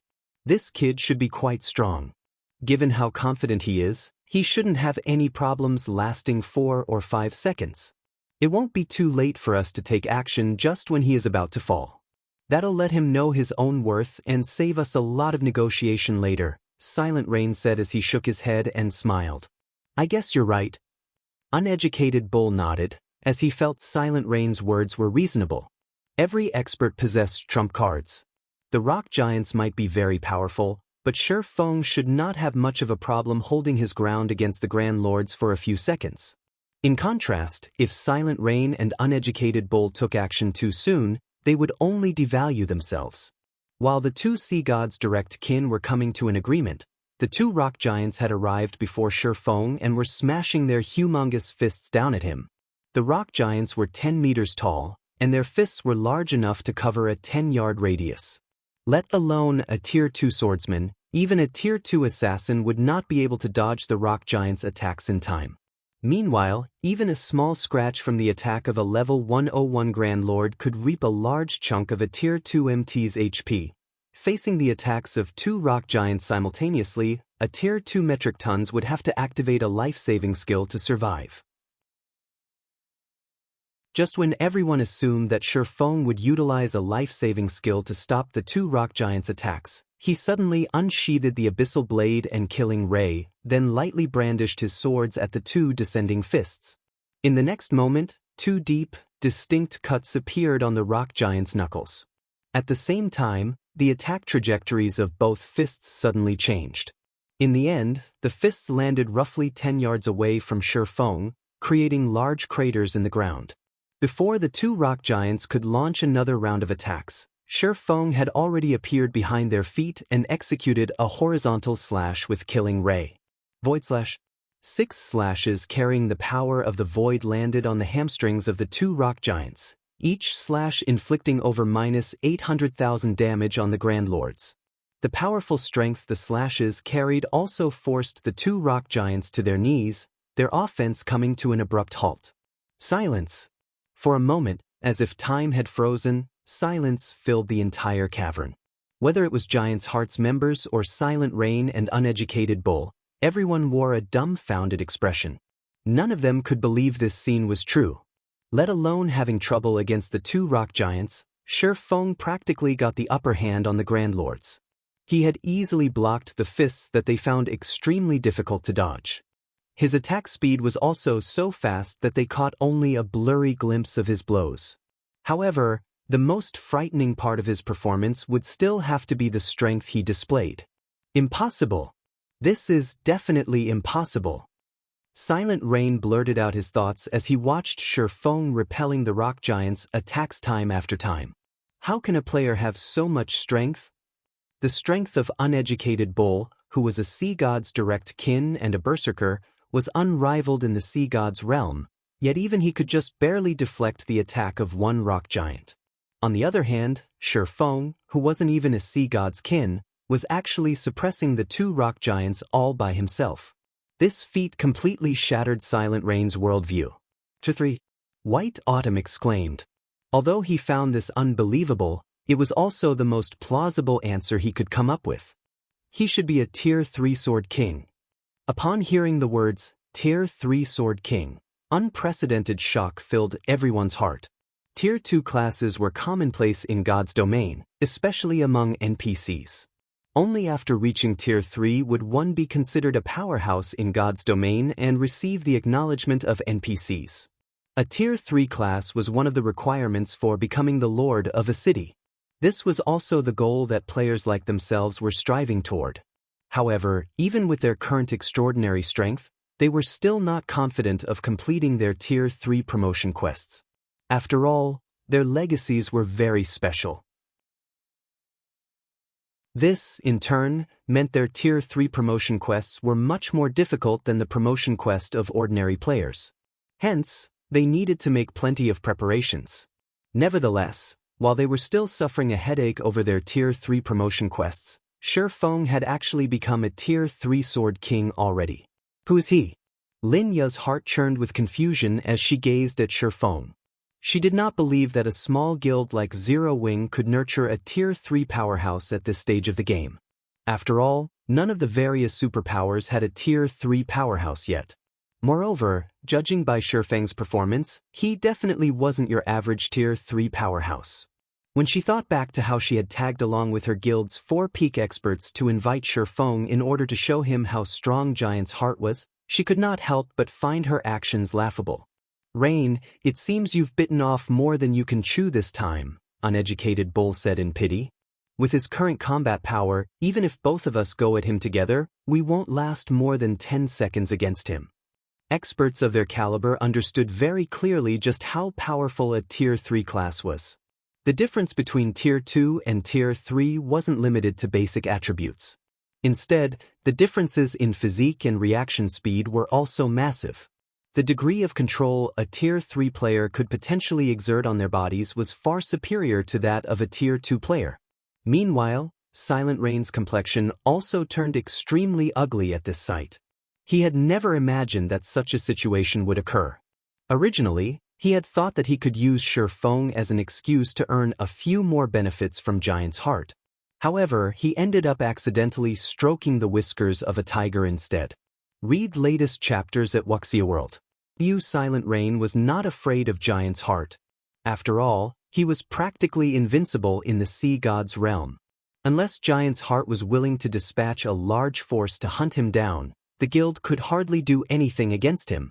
However, that was not the case for Shi Feng. Shi Feng alone would be more than capable of killing him. With the help of a tracking tool, the swordsman could kill him out in the fields any time he wanted to. "Aren't you going to open the doors yet?" Shi Feng prompted White Autumn. He had been fighting for quite some time now, but White Autumn and the others still hadn't taken a single step toward the temple's doors. "No. We'll open them now." White Autumn snapped out of his daze after hearing Shi Feng's reminder. He then hurriedly had everyone else on the team move to open the temple's tightly shut doors. Due to Shi Feng's presence, White Autumn and the others had no problem opening the temple doors. They did not have to worry about the rock giant's attacks at all and could focus fully on removing the door's seal. In the end, they took only 25 seconds to open the temple doors completely. After seeing White Autumn and the others enter the temple, Shi Feng executed Void Slash and sent the 2 rock giants stumbling back. He then dashed straight for the temple's entrance and disappeared from the dimly lit cavern. Chapter 2341, Mutated Mythic. The moment Shi Feng entered the temple, he felt as if he had arrived in an entirely different world. Instead of a ceiling, a blue sky hung overhead. Before him was a vast expanse of flowers. Just standing in this place gave him an indescribably pleasant and refreshed feeling. However, some distance ahead stood countless gravestones and statues. Each gravestone recorded the deeds of its owner when they were still among the living. A closer inspection of these gravestones would reveal that every grave belonged to someone who was once a powerhouse in God's domain. Many of these gravestones even belonged to heroes. Meanwhile, every one of these powerhouses had something in common: the fact that they all died on the same day. A resting place constructed by the sea god? Shi Feng could sense faint divine might coming from the gravestones and statues before him. If these things weren't constructed by a god, then it would be impossible for them to pick up a god's aura. After all, an item needed to be in contact with a god for an extended period to absorb the god's aura. Just a graze would not be sufficient. During the time Shi Feng was observing his surroundings, White Autumn and the others approached him. "Elder Yifeng, Your guild really has hidden its strength deeply. If Warblood and Starlink find out about this, they'll most likely receive a fright, White Autumn said in admiration as he looked at Shifeng. Although White Autumn had long known that Shifeng possessed extraordinary strength, he never thought that Shifeng was this strong. The fact that Shifeng advanced to a Tier 3 Sword King so soon would serve as a huge deterrence to the various superpowers. After all, nobody could guarantee that, should Zero Wing get pushed into a corner, Shifeng would not invest a large amount of time specifically to make trouble and target the upper echelons and core experts of Zero Wing's enemies. Most likely, only be a few players in God's domain could say with confidence that they could survive against a Tier 3 Sword King. Moreover, Zero Wing also had a flying ship and occupied a medium fortress on Dragonheart Island. After remembering these matters, White Autumn could not help but grow interested in the guild known as Zero Wing. Now, rather than viewing Zero Wing as a pseudo-superpower, White Autumn already considered Zero Wing an existence equal to Giant's Heart. As for Linya, although she was a little in awe of Shifeng's strength, she still could not help gnashing her teeth in anger and frustration, as she felt that Shifeng had just been toying with her. Despite being a Tier 3 powerhouse, Shifeng was insistent on hiding his strength. It would have been fine if he simply kept hiding his strength, yet he chose to reveal it midway through their quest. She felt as if the swordsman had been playing her for a fool. However, as luck would have it, she was utterly helpless to do anything against him. What Linya did not know was that, if not for the extreme importance of ocean boundary stones to Zero Wing, Shifeng wouldn't have bothered interfering at all. After all, it was much easier to just relax at the rear and collect his payment of ocean boundary stones once the quest was done. However, he had received an opportunity to earn 2 ocean boundary stones with merely a little effort. With the value of 2 ocean boundary stones equivalent to 1 piece of level 100 plus epic equipment, only a fool would choose not to make such a trade. Brother Yifeng, you really concealed your strength perfectly. It is my loss this time.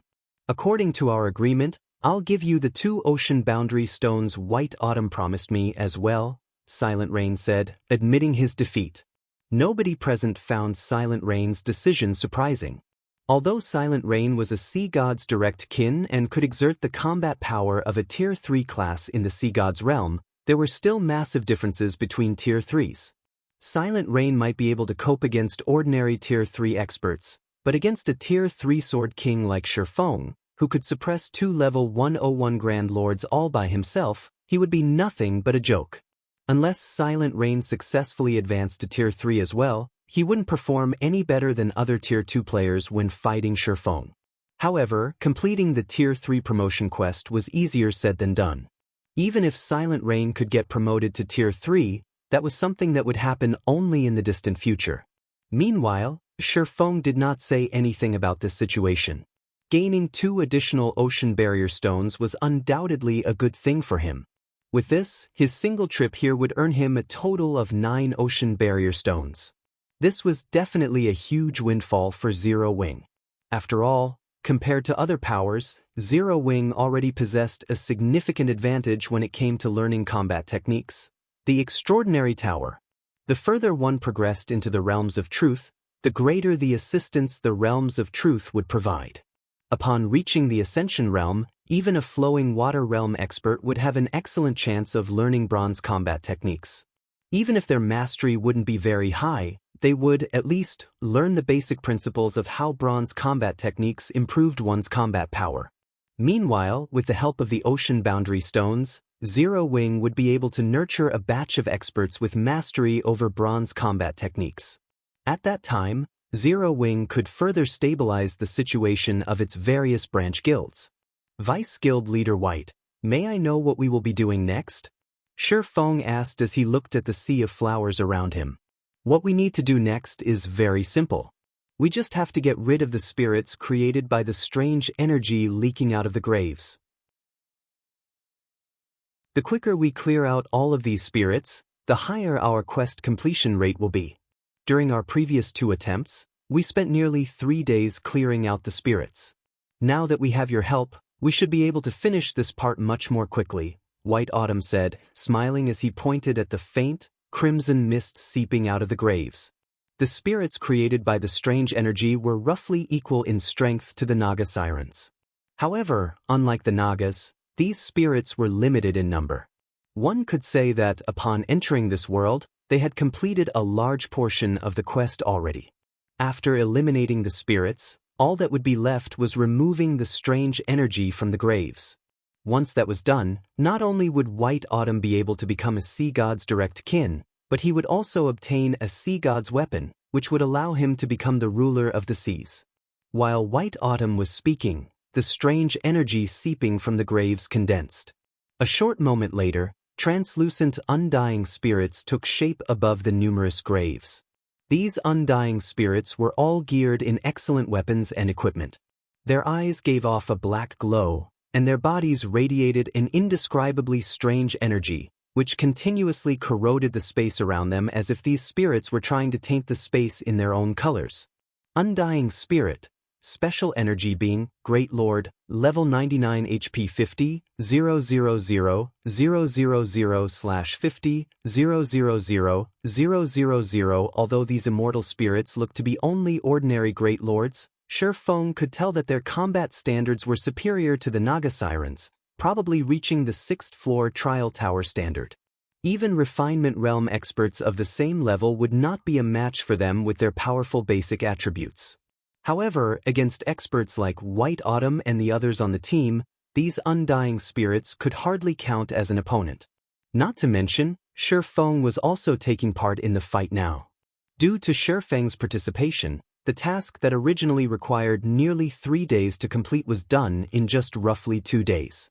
If not for the undying spirit's very low spawn rate, the team would have finished this part of the quest in just 1.5 days. Meanwhile, during these 2 days, almost everyone in the team had received a lot of EXP. White Autumn, Linya, Silent Rain, and Uneducated Bull had all risen to level 98. As for Sher Feng, due to the monster's lower level, he did not receive that much EXP from them. As a result, he was still 23% away from reaching level 103.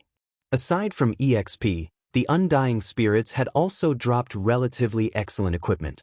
Even though the drop rate wasn't particularly high, White Autumn had still ended up with over 100 pieces of level 95 secret silver equipment and several pieces of level 95 fine gold equipment. In addition, he had also obtained quite a number of precious materials. After clearing out the undying spirits, White Autumn had everyone sit down and rest in preparation for the final phase of the quest. Once everyone was rested, he took out an aqua blue pendant and chanted an incantation before the graveyard. Immediately, the strange energy remaining in the graveyard went berserk and started gathering rapidly at the center of the graveyard. After 10 seconds, a 6-meter-tall undying spirit appeared before everyone's eyes, wearing a crimson cape made out of the strange energy. At this moment, this undying spirit was looking at the players before it with an evil grin on its face. Upon seeing this undying spirit, whether it was White Autumn or Silent Rain and the others, the expression on their faces changed immediately. That's not right. Why is this boss different from the ones we fought before? Linya could not help her confusion as she stared at the undying spirit. Sunset King, Mutant, Mythic, Level 100 HP 2, 700, 000, 000/2, 700, 000, 000. Is this Sunset King really the same as the ones we fought before?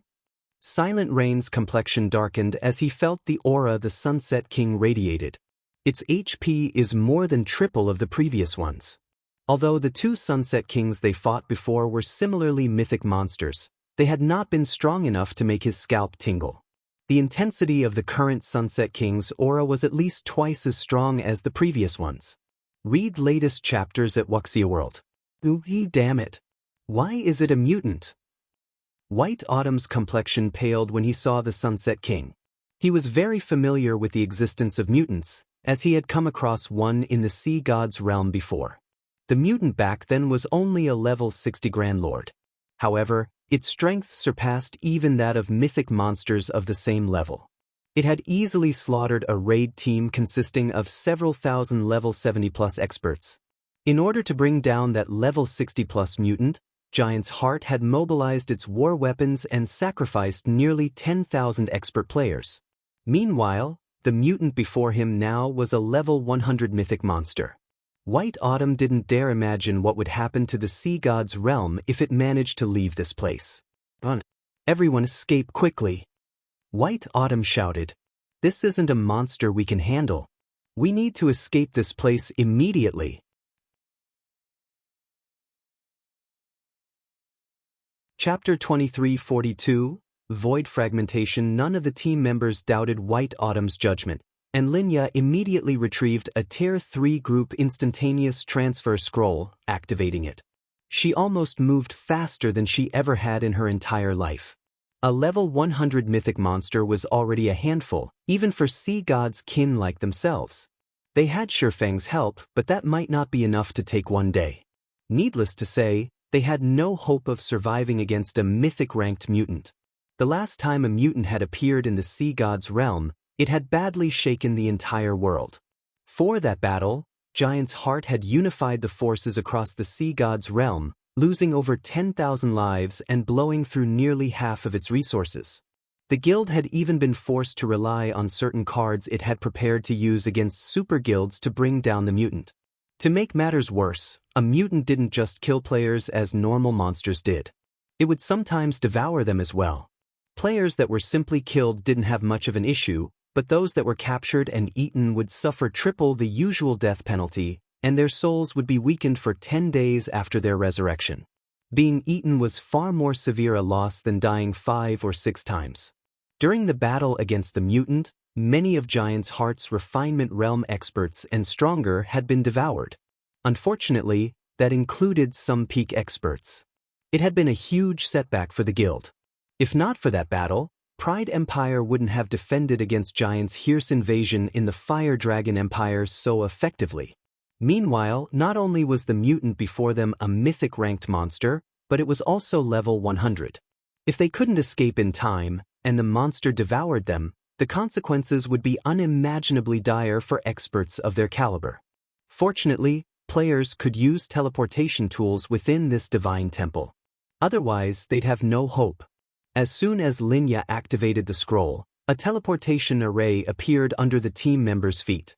As a Tier 3 group instantaneous teleportation scroll, it could instantly teleport up to 20 players to the nearest NPC city or a fixed location.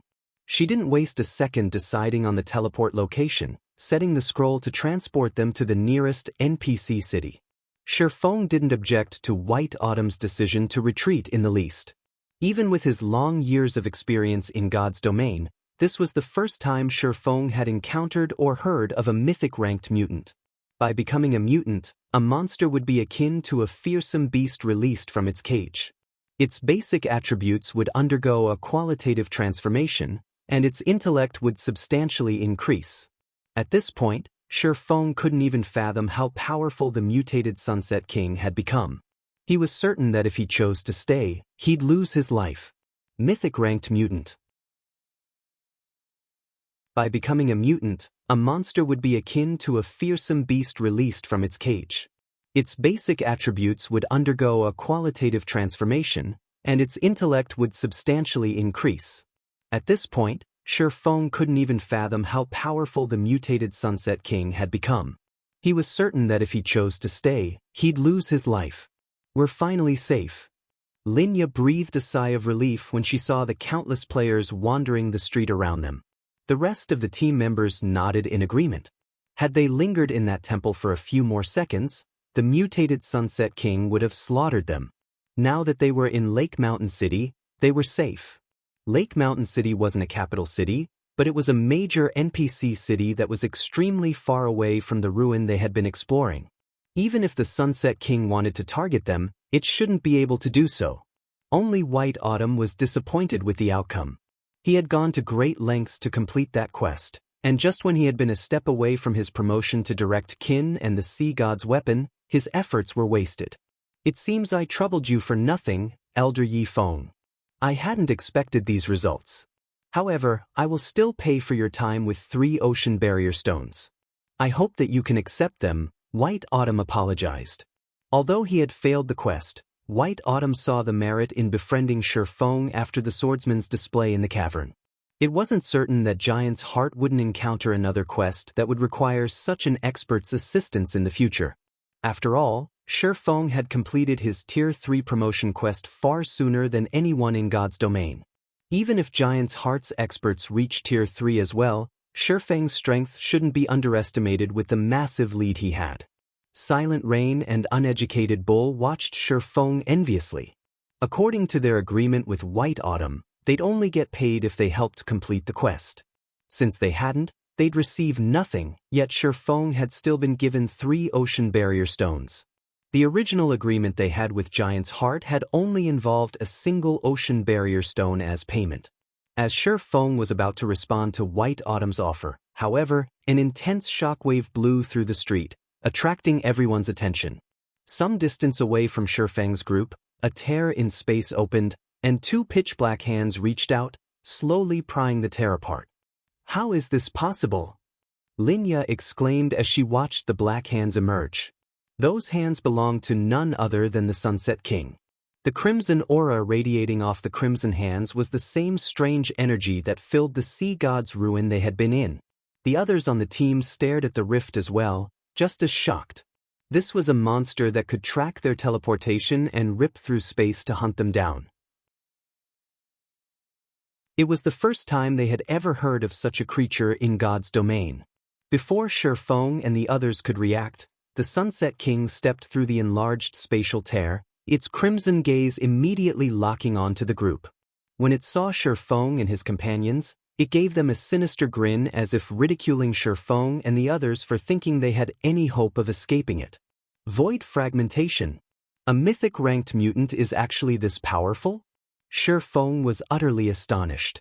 Normally, not even Tier 4 NPCs could track players when they fled by teleporting, yet this mutated Sunset King was exactly that powerful, forcing open a path that led directly to its prey. To accomplish such a feat, the Sunset King would need to have the strength to fragment space itself. Normally, only Tier 5 or Tier 6 NPCs would have such power. Contrary to Feng and his companions' reactions, the players around them seemed excited as they watched the Sunset King emerge. Crap! A mythic monster is sieging the city? This is perfect timing. A level 100 mythic monster. If it dies, it'll definitely drop something excellent. If I can snatch 1 or 2 items, I'll be rich. Lake Mountain City's players didn't panic in the least when they saw the Sunset King. Rather, they hungered for its blood. They were in an NPC city, after all, and the city's NPC soldiers were all level 150 or higher. A measly level 100 mythic monster would just be asking for a beating by trying to attack the city. It wasn't long after the Sunset King's appearance that a group of level 150+ NPC soldiers arrived and charged toward it. As the soldiers approached, however, the Sunset King removed a strange, crimson scythe from its back. It then brandished the weapon. Crimson blades flew from the scythe, surrounding the Sunset King. The instant these crimson blades slammed into the NPC soldiers, the NPCs flew through the air, heavily injured. Even the buildings lining the street, which were protected by magic arrays, turned into rubble as the attacks sliced through them. Every player within 100 yards of the mutated Sunset King died without even leaving behind their ashes. It was as if they had evaporated instantly. Finally, the city's players realized how afraid they should be of the Sunset King. Are you kidding me? Magic arrays had protected those buildings. Even mythic monsters would need a lot of time to destroy them, yet this monster. The players that had assumed they could take advantage of the Sunset King's arrival were dumbfounded. With a single skill, the mutated mythic monster had heavily injured several dozen level 150+ Tier 2 NPCs and flattened the street's buildings. This was the first time any of them had seen such power. White Autumn and his team could only gasp as they watched. How was this a mythic monster? The Sunset King was practically a natural disaster. Read latest chapters at Wuxia World. After repelling the NPC soldiers, the Sunset King returned its attention to Feng's group. It walked toward them, and every step it took increased the pressure they felt. For a moment, They all felt as if they were standing before the Grim Reaper himself. Although the process had seemed drawn out, the Sunset King had crossed the distance between it and Shifeng's group in an instant. In fact, Shifeng hadn't even had time to react to the monster's approach. Suddenly, however, a blue-haired man in silver armor and wielding an icy blue, two-handed axe appeared, interrupting the Sunset King when it was still 50 yards from Shifeng and about to swing its scythe again. The instant this middle-aged, blue-haired man appeared, the nearby players breathed a sigh of relief. This man was none other than Lake Mountain City's magistrate, Westland, a level 180, Tier 4 Heavenly Knight. Chapter 2343, Inferior Legendary Event. Even White Autumn and his guildmates released a relieved sigh when they spotted Westland. Westland was a level 180, Tier 4 Heavenly Knight. Even if the Sunset King were immune to level suppression, Westland wouldn't be thrown as easily as the level 150+, Tier 2 NPC soldiers. Furthermore, Lake Mountain City's magic array strengthened Westland in battle. However, the Sunset King remained unperturbed. It released even more intense energy from its scythe, energy so powerful that space around it began to crumble. At the same time, the power of the Sunset King's aura skyrocketed. What's going on? How has it become even stronger? Silent Rain stared at the crimson energy around the mutant's weapon in astonishment. The Sunset King had already displayed unbelievable power, yet it continued to grow stronger. It almost seemed like some seal had been removed. As the aura washed over him, Silent Rain even struggled to move. How is it growing so quickly? The situation confused Shifeng as well. As monsters completed a mutation, they would experience a qualitative leap to their strength, which would grow until it couldn't be quantified by levels. As mutants killed other creatures, they would continue to grow stronger, but Shifeng had never heard of a mutant that could power up twice in such a short time. The Sunset King swung its scythe again before White Autumn or his comrades could react. As a result, the space before them turned a deep crimson. Is this really a mythic monster? The distant spectators were utterly dumbfounded. With just a swing of its scythe, the Sunset King had saturated the space before it with crimson energy, which vaporized everything in its path, distorting space itself. As the crimson energy extended toward Westland, the Heavenly Knight raised his icy blue axe and yanked it down in a deadly arc Tier 4 skill, Heavenly Flash. Several dozen arcs of blue light flew toward the approaching crimson energy. As the attacks collided, they created a fierce shockwave that forced White Autumn and his team to stumble back. With it came a loud boom that echoed throughout the city. As the dust settled, it revealed that the Sunset King had only stumbled a few steps backward. Even after taking Westland's attack, the Sunset King maintained its calm gaze as it stared down the Tier 4 NPC. The mythic mutant hadn't sustained a single injury. Impossible! Is that really a monster? Even a level 180, Tier 4 NPC was only able to shove it back a little. The spectating players gaped in shock. They couldn't rationalize how a level 100 mythic monster had the strength to rival a level 180, Tier 4 NPC. While the nearby players were dazed, the Sunset King raised its scythe and bellowed. A bloody mist then manifested, spreading out around it. Easily tens of thousands of level 100+ undying spirits began to emerge from the mist. Even the weakest summoned undying spirit was a High Lord, while the strongest were Grand Lords. As these undying spirits appeared, Lake Mountain City's players heard the sound of a system notification. System, Lake Mountain City has triggered the Inferior Legendary Event, Awakening of the Mutant King. Kill the Sunset King before it destroys Lake Mountain City and obtain the Mutated Heart. With the Mutated Heart, one may receive the Sea God's blessing. The notification shocked everyone, and the players, who had been trying to flee, froze in place. An Inferior Legendary Event. They had never heard of such a thing happening in the Sea God's realm before. Moreover, if they killed the Sunset King, they could receive the Sea God's blessing. A god's blessing? That was even better than becoming a god's kin. If they could obtain the Sea God's blessing, an instant rise to fame would be easy. The way these players looked at the Sunset King immediately changed. Rather than fear and trepidation, they now stared at the mythic mutant with longing, fervent gazes. Attack! Our adventurer team must obtain that mutated heart. With it, we'll become famous throughout the sea god's realm. Gather all of our war weapons immediately. We need to kill the Sunset King before other guilds arrive. Lake Mountain City's various major powers exploded into action. These major powers hadn't paid much attention to the Sunset King at first. A mythic monster's loot wasn't all that impressive, after all. Even if they killed it, they'd be lucky to claim a handful of items with how many players were in the area. Furthermore, the Sunset King was clearly quite powerful. The potential gains simply hadn't been worth the losses. However, the system announcement had changed everything. As long as they killed the Sunset King and obtained its mutated heart, they could grant one player the sea god's blessing.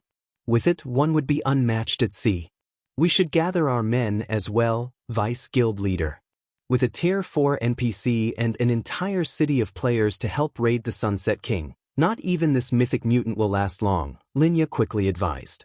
Before the planar passages had opened, no one would have dared to defy Giant's heart in the sea god's realm, but now, many of the other world's major powers had allied with those on the main continent. Although Giant's heart still held a significant portion of the sea god's realm's resources, the various major powers didn't fear the guild as they once did. Hence, it was impossible to claim all of the Sunset King's loot. Notify our subordinates and tell them to send as many guild members to the city as they can. Inform them that we'll need all of our available war weapons as well, White Autumn commanded, understanding the situation's importance as well. Giant's heart might have a powerful hold on the sea god's realm, but that did not mean its strength was equally distributed across the world. Logically, it shouldn't have much more manpower than the local guilds in a backwater area like Lake Mountain City. Moreover, that strange, bloody mist had disabled all teleportation abilities. In other words, players would have to run to Lake Mountain City. This gave Giant's heart even less of an advantage over the local powers. Meanwhile, Silent Rain and Uneducated Bull also began to grow anxious. Due to the Sunset King's power, players couldn't approach it. If they tried, they'd be instantly vaporized. Hence, the city's players would have to rely on tools and war weapons to raid the mythic mutant, which was a major disadvantage to independent players like them. Following which, Lake Mountain City's various major powers mobilized one trump card after another, with some using summoning scrolls, and others revealing formidable war weapons, such as gnome cannons. These powers started to push back the Undying Army while bombarding the Sunset King. For a while, Lake Mountain City had transformed into a chaotic war zone. However, the Sunset King was no easy opponent. Not only was its attack range massive, but its summoned undying spirits also moved like a well-organized army. They specifically targeted the gnome cannons and large ballistas, forcing the various major powers to defend their war weapons desperately. Unfortunately, against the level 100+ undying spirits, ordinary Tier 2 experts were little more than moving targets. After only 20 minutes, over 100,000 players had died in Lake Mountain City. Several hundred Tier 2 NPC soldiers had also fallen amidst the chaos. In contrast, as the bloody mist continued to expand, more undying spirits joined the battlefield. Even though more players and powers joined the fight with each passing minute, they couldn't stop the spread of the bloody mist. Fortunately, bombarded by the various major powers' war weapons and magic scrolls, the Sunset King rapidly lost HP. At this rate, Vice Guild Leader, I'm afraid that the raid will end before our reinforcements arrive. Also, there are too many spirits here now. Approaching the boss's location will be very difficult, Linya worriedly reported as she watched the mythic monster's HP decrease. Even in Lake Mountain City, Giant's heart had a considerable amount of manpower, but it didn't have as many war weapons and tools as the local powers. If their reinforcements didn't get to the battle soon, Giant's Heart's members wouldn't be able to reach the Sunset King's loot until after the other powers. White Autumn was just as anxious about the situation, but he didn't have a solution. Without being able to teleport, mobilizing their war weapons and tools would take a very long time. Vice Guild Leader White, I have a suggestion that may help us secure the Sunset King's kill, Shi Feng suddenly offered. In exchange, however, I want everything the mutant drops aside from the mutated heart. Are you interested? You have a plan? White Autumn asked. The rest of the team turned to stare at Shi Feng, confused. Linya was particularly confuddled, with no idea how Shi Feng intended to kill the Sunset King and claim its mutated heart. The Sunset King was surrounded by a swarm of undying spirits, and the Grand Lord ranked undying spirits could even fly. Even with a flying ship, getting close to the mythic mutant would be impossible without being attacked. They would need a large number of war weapons to protect the flying ship. A flying ship wasn't particularly useful against monsters, to begin with. Its offensive abilities were mainly a deterrence for other players. The vessel would be a sitting duck against a group of monsters. Read latest chapters at Wuxia World. You, of course, Shi Feng said, nodding confidently. Deal. If you can get me the mutated heart, I'll give you the rest. White Autumn agreed. He wasn't particularly interested in the Sunset King's other items anyway. If Shi Feng was confident of killing the Sunset King, it was only good news for him. May I know what the plan is, Elder Yi Feng? Do everything you can to protect my flying ship, and I'll need 8 experts to man the ship's cannons. You can leave the rest to me, Shi Feng said. After hearing the plan, Linya couldn't help but roll her eyes. If they had enough war weapons to keep the undying spirits off of the Crimson Dragon flying ship, then they wouldn't have to worry about missing out on the Sunset King's loot in the first place. Oh, I'll also need 6 peak experts to pilot these guardian puppets and protect the flying ship, Shi Feng said, chuckling. He then revealed 6 guardian puppets from his epic spatial bag.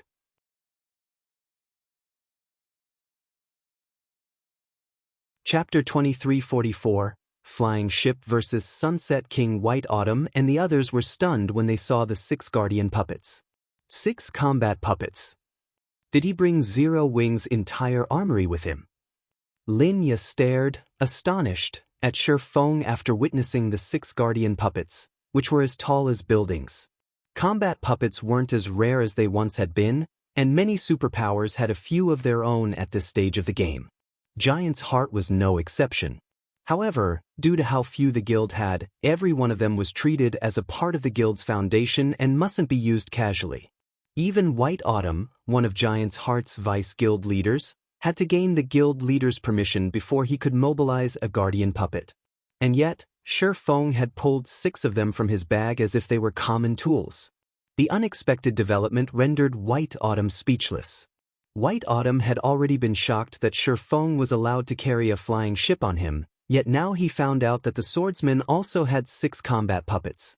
If he hadn't taken the initiative to invite Shi Feng to assist on his quest and bring the man to the sea god's realm, he would have suspected that Shi Feng had actually come to declare war on the other world. Bronze-ranked combat puppets possessed peak Tier 3 power, and under an expert player's control, they could easily surpass the combat power of Tier 3 summon creatures and war weapons. This was why the various superpowers were so careful with their combat puppets.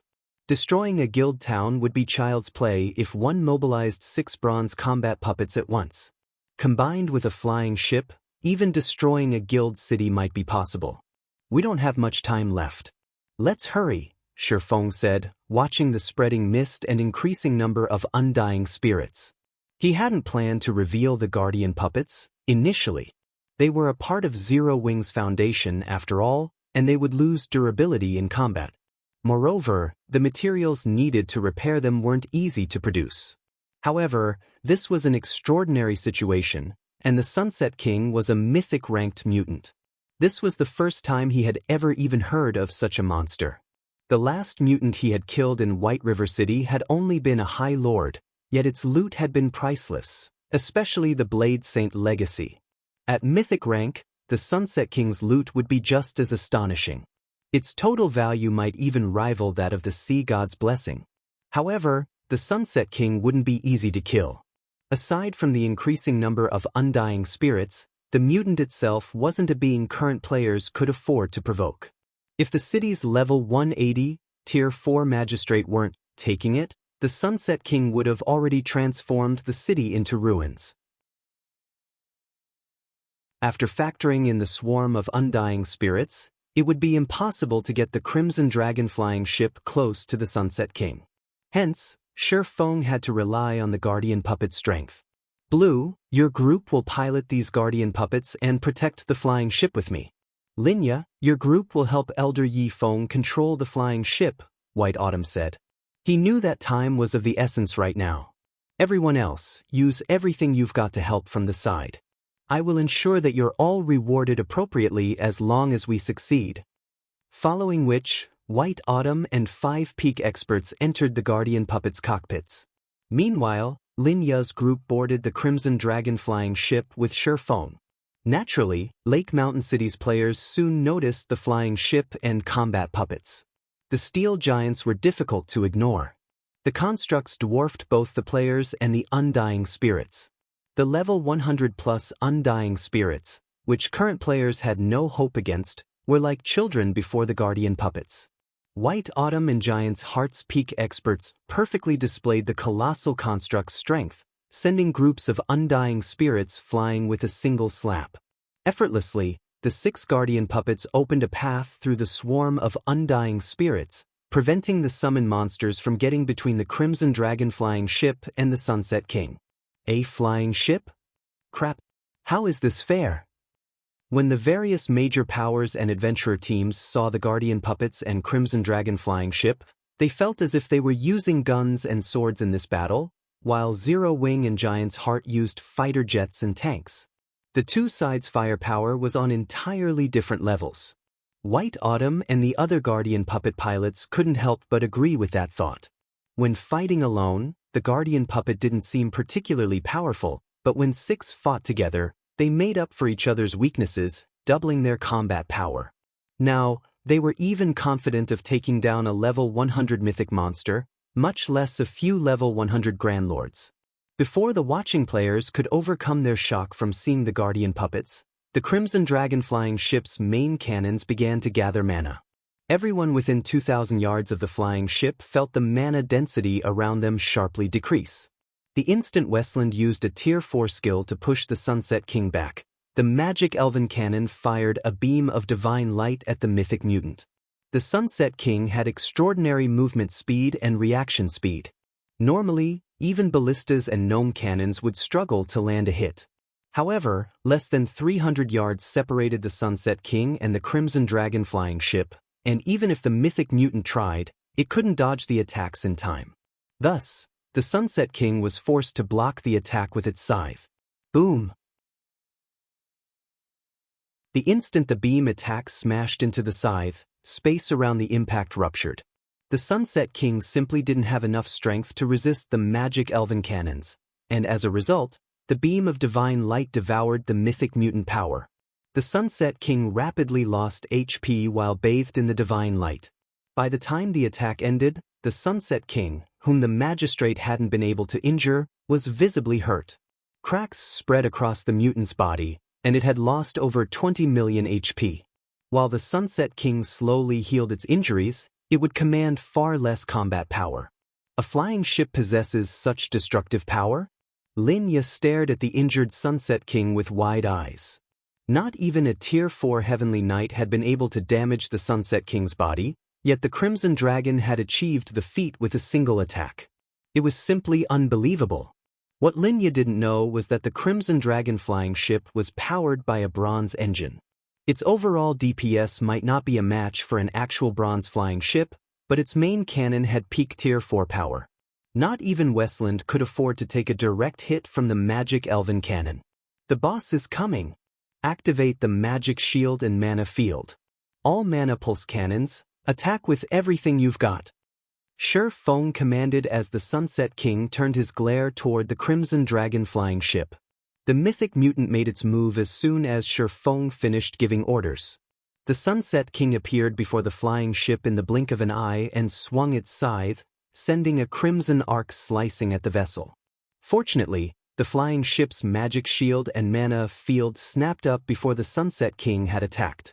As a result, the flying ship avoided taking any hull damage. However, the attack had depleted the magic shield's energy reserve by over 6 million points. After blocking the Sunset King's attack, The flying ship's mana pulse cannons activated, one after another, firing a black and white beam that struck the mythic mutant. Each one of the beams shaved off a sizable chunk of the Sunset King's HP, and the spectating players were stunned by the horrific, spectacular explosions that ensued. After witnessing the Crimson Dragon flying ship's performance, everyone gained a newfound appreciation for flying ships. None of them had ever thought that a flying ship could go toe-to-toe with a monster as powerful as the Sunset King.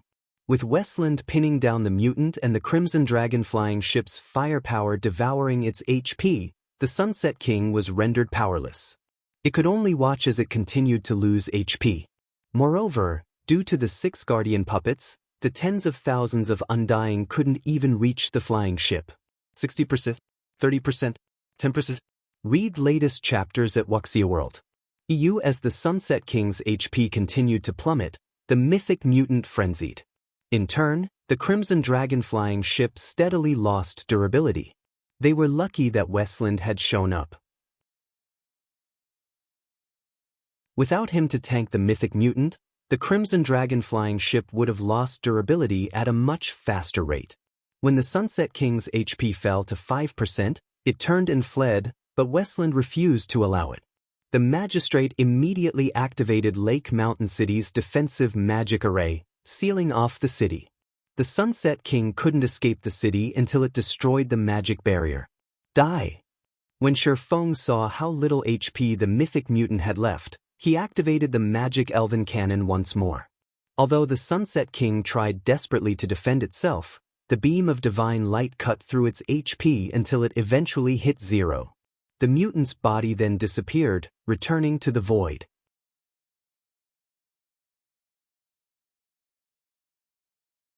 Chapter 2345, Holy Chant. As the Sunset King's body vanished into the void, a bright glow enveloped Sherfeng and his companions. He reached level 103 and was more than halfway to the next level. Linya and the others manning the flying ship's mana pulse cannons instantly leveled from 98 to 100. The Sunset King had awarded many times more EXP than ordinary level 100 mythic monsters. It left Linya and the others dazed for a moment. Meanwhile, the bloody mist that had saturated Lake Mountain City began to gather toward the disappearing Sunset King. After 3 seconds, a resplendent, crimson gem formed within the mist, attracting everyone's attention instantly. The mutated heart. Even without inspecting the gem, everyone knew it was the mutated heart. After all, the crystal contained tremendous energy, even more than 7 luminaries crystals. While it hovered in the air, the crimson gem radiated such powerful waves of energy that space around it distorted as if it couldn't endure the energy. The energy within the crimson gem had no place on this plane of existence. Suddenly, a ray of holy light descended from the sky, and every player in the city heard a divine chant. As if the heavens were celebrating the Sunset King's death, over 100 globes of light fell from the sky, landing around the mutated heart. Their brilliant light illuminated all of Lake Mountain City. Every one of these treasures radiated incredible auras, and so close together, their auras amplified each other. Bathing in the combined auras and warm light, ordinary players struggled to approach the items. Loot! After a few seconds, someone broke the silence. As if the word had been the spark to ignite a powder keg, every player surged toward the glowing orbs like a crowd of lunatics.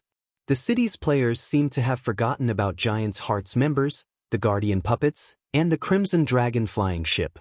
All of you charge. Those treasures are ours. Kill whoever tries to get in your way. I'll ensure that whoever claims an item is promoted by 1 rank within the guild. I'll even award bonus GCPs depending on the item's rarity. Lake Mountain City's various major powers promptly ordered their guild members to surround the Sunset King's loot. Although there were quite a few Giant's Heart members nearby, no one paid them any mind. With so much precious treasure before them, all else was secondary. Improving one's strength was the key to success in God's domain. Even if the superpower demanded that they hand over the treasures they had claimed later, how would Giant's Heart's players know what treasures they had taken?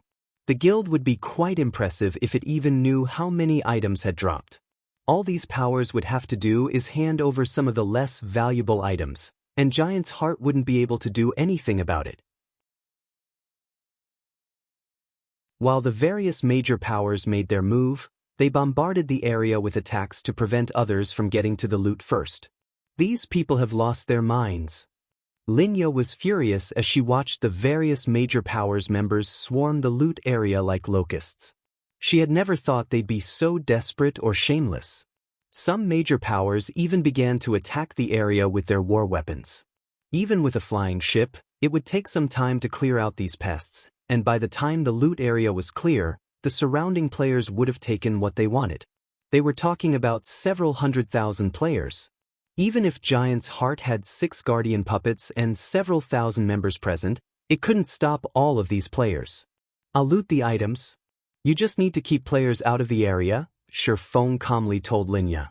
Honestly, though, he was just trying to suppress the elation and shock in his heart. A holy chant. If the super guilds from his previous life had known about this, they would have done everything in their power to secure these items. He wouldn't even be surprised if they flattened Lake Mountain City for the sake of the Sunset King's loot.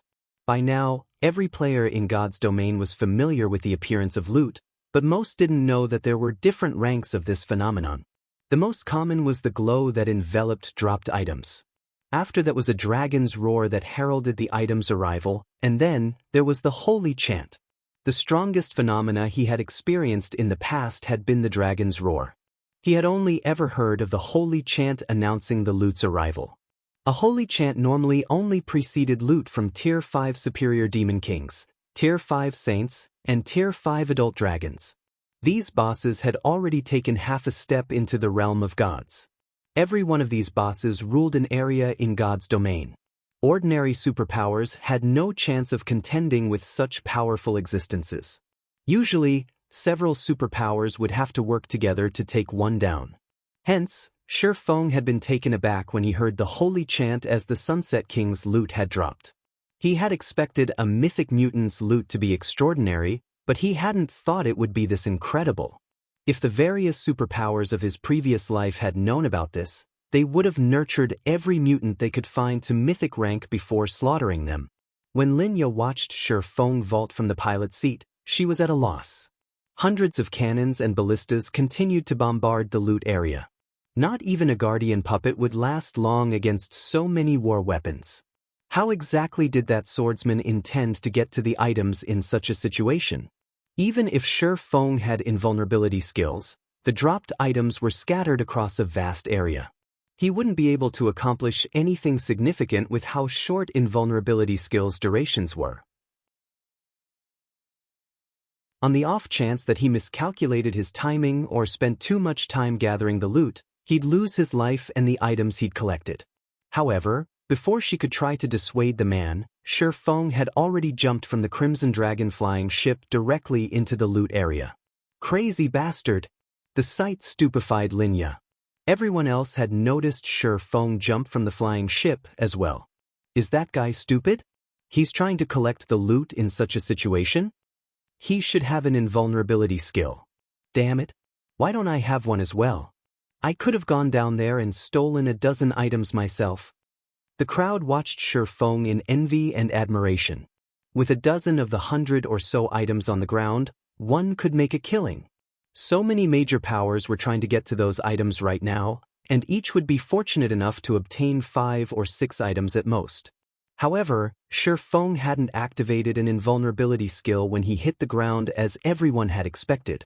Rather, he replaced the Abyssal Blade with the Twilight Blade and summoned 8 doppelgangers, each with 85% of Shifeng's basic attributes. What is he trying to do? White Autumn, who commanded Giant's Heart's members some distance away, was confused as he watched the swordsman. Read latest chapters at Wuxia World. Some doppelgangers could use their players' skills and spells, but none of the doppelgangers in God's domain could pick up items. Only the player's main body could do so. So, what was the point in summoning a bunch of doppelgangers in this situation? When they saw what happened next, however, everyone's eyes nearly fell from their sockets. As soon as the 8 doppelgangers appeared, they charged toward the hundreds of approaching cannonballs and ballista arrows. The 8 clones easily blocked the incoming projectiles, which were powerful enough to damage Grand Lord-ranked monsters. Meanwhile, Shifeng strolled through the area as if it were his backyard, casually collecting the scattered loot. 1 item. 3 items. 9 items.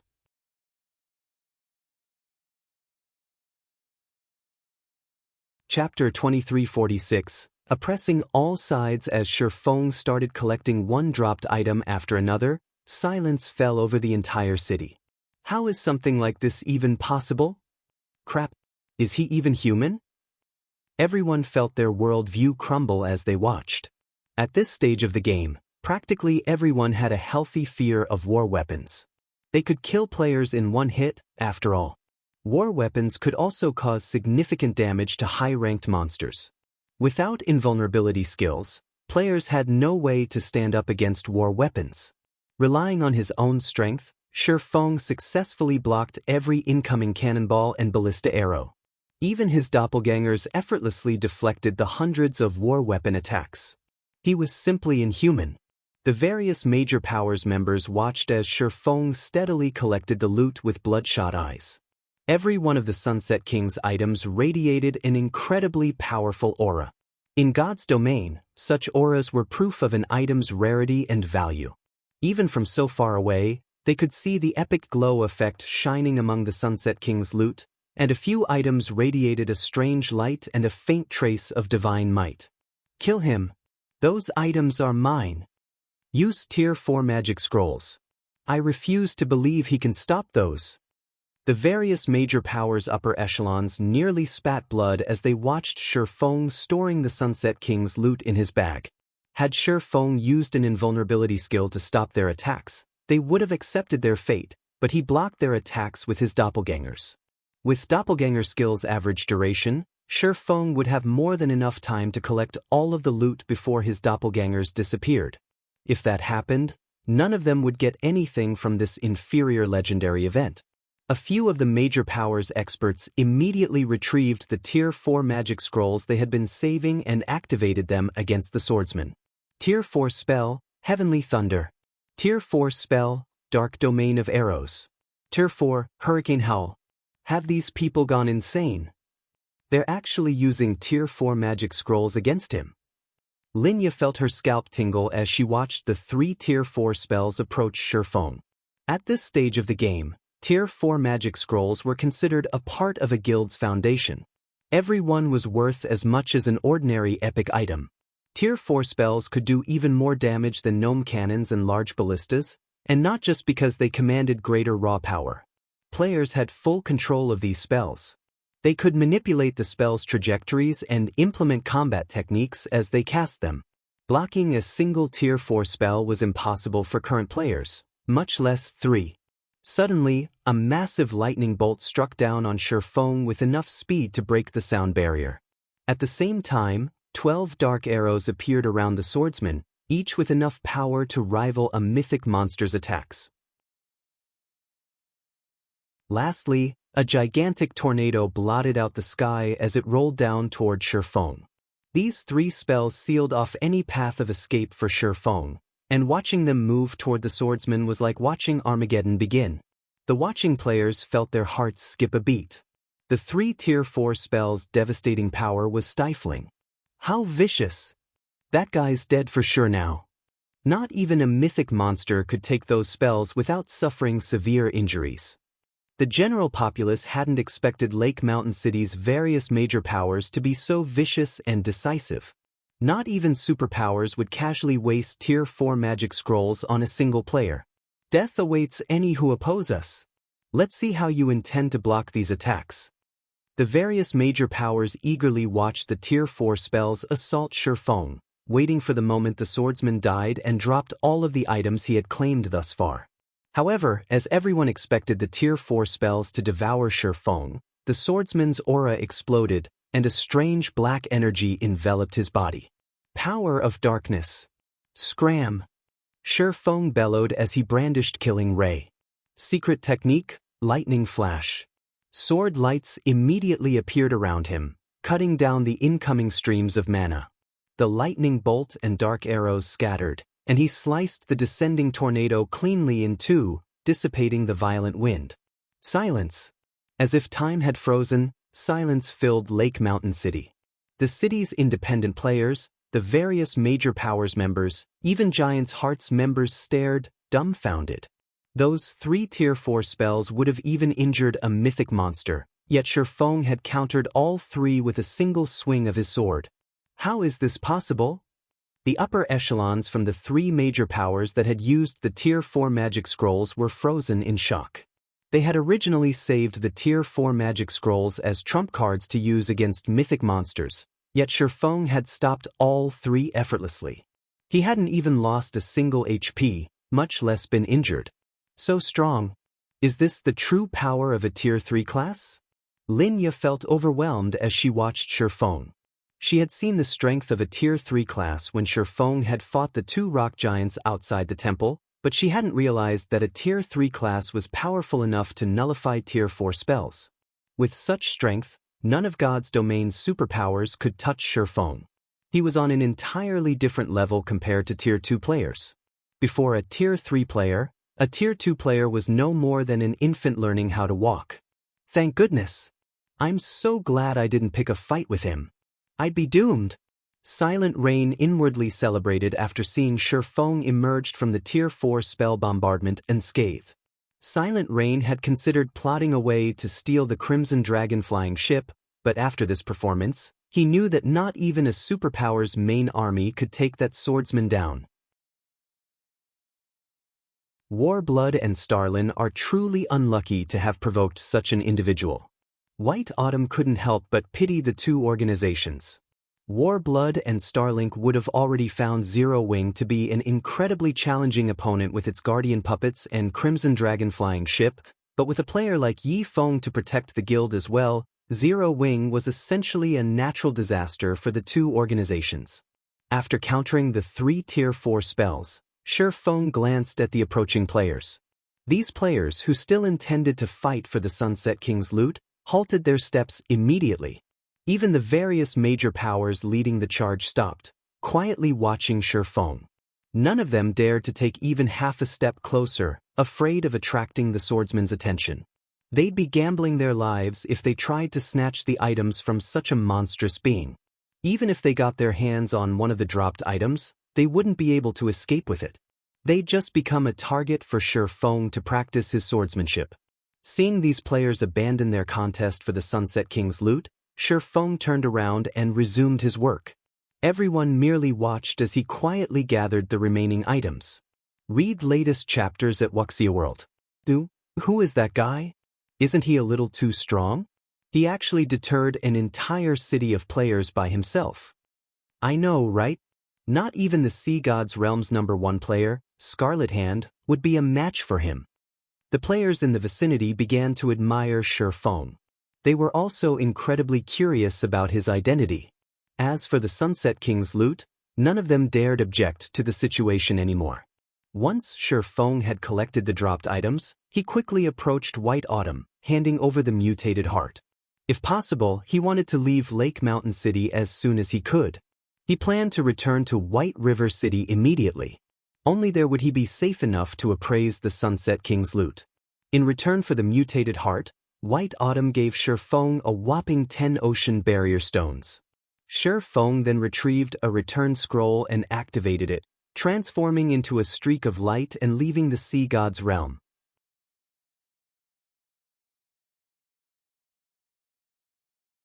Chapter 2347, Extraordinary Loot. White River City's business district was full of advanced carriages and a variety of mounts.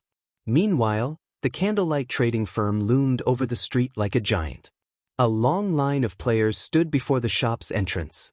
Aside from those looking to purchase Candlelight's products, many were lifestyle players, seeking to improve themselves. They were there to take the Candlelight's recruitment test, hoping they'd be accepted into this sacred land for lifestyle players to become a respectable master lifestyle player eventually. A sea of players filled the shop itself, crowding around every counter in the firm and fighting desperately to purchase items. First-time visitors to the Candlelight trading firm were stunned by the scene. Isn't this just a shop? Why are so many people here? A level 96 female druid with a strong life aura muttered, surprised by the players around her. What is this shop selling? That's not what we're here to find out. Our main goal is to investigate the various kingdoms' alchemical standards. The sooner we finish our investigation, the sooner we can employ our moon god's realm's advantages, a male guardian knight, who radiated a similar aura, said. I guess you're right. The main continent's alchemy standards are far inferior to our world's. Once we verify the potions these people are selling, we can establish ourselves across the continent through our alchemy techniques, the female druid agreed, nodding. She then ignored the commotion on the first floor and headed up the stairs to the second. While the female druid and male guardian knight moved to the second floor, Shifeng, who had overheard their conversation, couldn't help but pause. The moon god's realm? He watched the two players carefully after hearing mention of the moon god's realm. Other worlds in God's domain varied in size. When the planar passages had activated, these other worlds had gradually connected to the main continent according to size. The smaller other worlds were the first to open to the main continent. Meanwhile, the moon god's realm was one of the largest other worlds in God's domain, aside from higher planes. Now that the moon god's realm's players had arrived, the planar passages had opened fully. With all of the planar passages open, the other worlds would truly begin to impact the continent. From this point onward, not only would the competition for dominance over level 100 neutral maps become more intense, but the status quo in the various kingdoms and empires would also shift. Some kingdoms and empires might even see a new ruling power. During Shifeng's previous life, the planar passages had greatly affected Star Moon Kingdom as well. Fortunately, Starred Moon Kingdom had been a mid-ranked country among the many kingdoms on the continent, so none of the most powerful otherworlds organizations had targeted the kingdom. Because of this, the various first-rate guilds that had ruled Star Moon Kingdom in the past had survived the chaos. Shifeng certainly hadn't expected the moon god's realm's powers to target his kingdom in this life. This definitely wasn't good news to Zero Wing. If powers from an otherworld like the moon god's realm targeted Zero Wing, the other powers from large-scale otherworlds wouldn't be able to ignore Star Moon Kingdom. It seems I'll have to take care of the situation in the Cold Spring Canyon quickly. With the quality and number of experts Zero Wing has, we cannot stop an assault from multiple large-scale otherworlds. Thinking up to this point, Shifeng picked up his speed. A sufficiently powerful expert might be able to turn the tides of war, but not even God's domain's strongest expert could affect multiple large-scale battles across an entire kingdom simultaneously. In the end, it would still be a competition of quantity and quality of experts, as well as guild foundations. Although Zero Wing had the strength to contend with superpowers, its overall strength wasn't a match for an actual superpower. Once he had closed himself in one of the special forging rooms on the candlelight trading firm's top floor, Shifeng pulled a Tier 3 strengthening magic scroll from his bag and chanted the incantation. Strengthening magic scrolls could reinforce magic arrays. A Tier 3 strengthening magic scroll was even effective on Grandmaster magic arrays. After activating the scroll, Shifeng targeted the forging room's defensive magic array. Now, even a Tier 4 NPC would struggle to break down the door. The magic array should be strong enough now, Shifeng thought as he examined the magic runes carved into the walls. The runes brimmed with mana, significantly increasing their overall effects. Following which, Shifeng pulled one of the Sunset King's dropped items from his epic spatial bag after another. He wasn't being overly careful. Every item accompanied by a holy chant would be extraordinary, and all of these items had been sealed when they had dropped. These seals contained the item's auras, and the moment a player tried to appraise these items, the seals would vanish, exposing the item's true auras. Even while sealed, the combined aura the Sunset King's loot had radiated had been powerful enough that ordinary players hadn't been able to approach. Once Shifeng broke the seals, even a Tier 2 expert would likely have a hard time reaching for these items. This was why Shifeng had decided to appraise the items from within the candlelight trading firm. Had he appraised the items in some random room in Lake Mountain City, it would have caused a huge commotion. Lake Mountain City's various major powers weren't fools. Just the loot's subdued aura had been enough of a reason for them to expend Tier 4 magic scrolls willingly. If they were exposed to the full strength of the loot's aura, Even White Autumn might have been tempted to take action. As Shi Feng appraised one item after another, the energy in the room grew more intense. By the time he had finished, the loot's combined aura had grown more than twice as strong. So, these are holy chance items? There were as many as 6 Tier 4 magic scrolls alone. There were also 45 inferior legendary materials, 6 legendary materials, 26 units of 7 luminaries crystals, 3 god crystals, 4 pieces of level 100 epic equipment, and 1 level 100 epic weapon. Every one of the 5 epic items was top tier and could be used until level 150. Unfortunately, none of them suited Shi Feng. The 4 pieces of epic equipment were pieces of the Dark Flare set, a 4-piece, epic set equipment for MTs. The 4-piece set effect increased its user's basic attributes by 30%, defense by 40%, and physique by 20%. It was undoubtedly a top-tier set equipment for MTs. As for the epic weapon, it was the Fantasy Blade, a 2-handed greatsword. Its attributes might be average, but its hidden effect, Blade Blur, was frightening. When it triggered, Fantasy Blade would ignore the opponent's defense and armor for 0.5 seconds, dealing direct damage to the target. Shi Feng had also appraised a fragmented legendary weapon.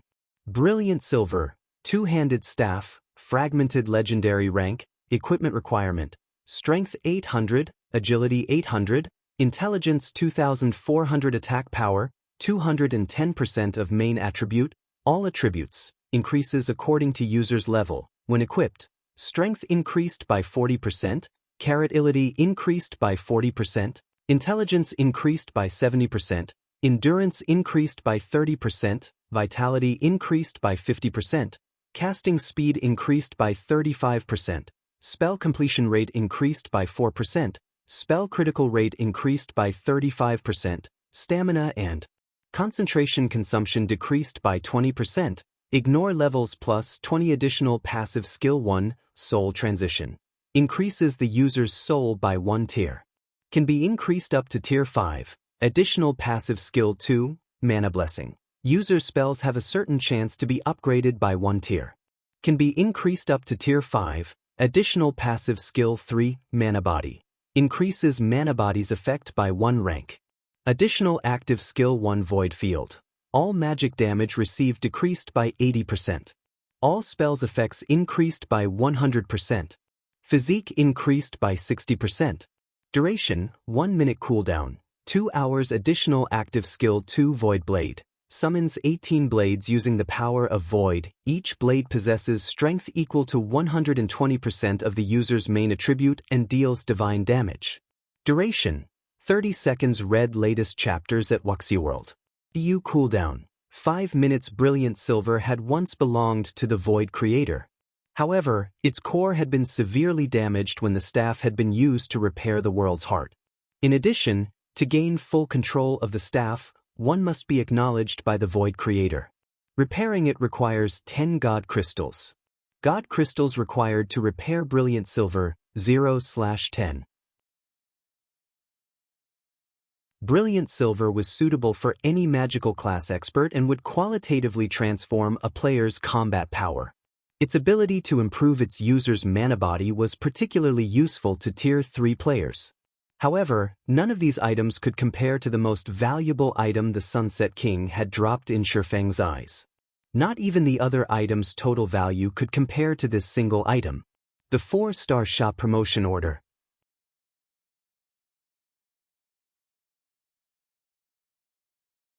Chapter 2348 4-star shop. Mainstream players haven't even reached level 100, yet Zero Wing is about to own a 4-star shop. If the various superpowers in the past knew about this, they'd die from envy. Shi Feng couldn't help his growing excitement as he gazed at the shining, black token in his hand. A 4-star shop promotion order was roughly worth as much as a fragmented legendary item, but it was far more difficult to obtain. Even of the many superpowers in God's domain, only a minority could obtain a 4-star shop promotion order. No power would trade a 4-star shop promotion order, even if offered a legendary item.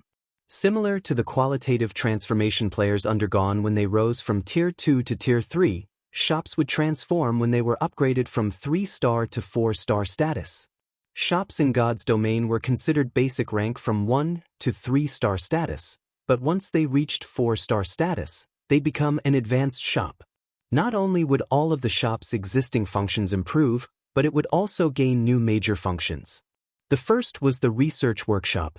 The Research Workshop would be tremendously helpful to lifestyle players as they work to rise through the ranks.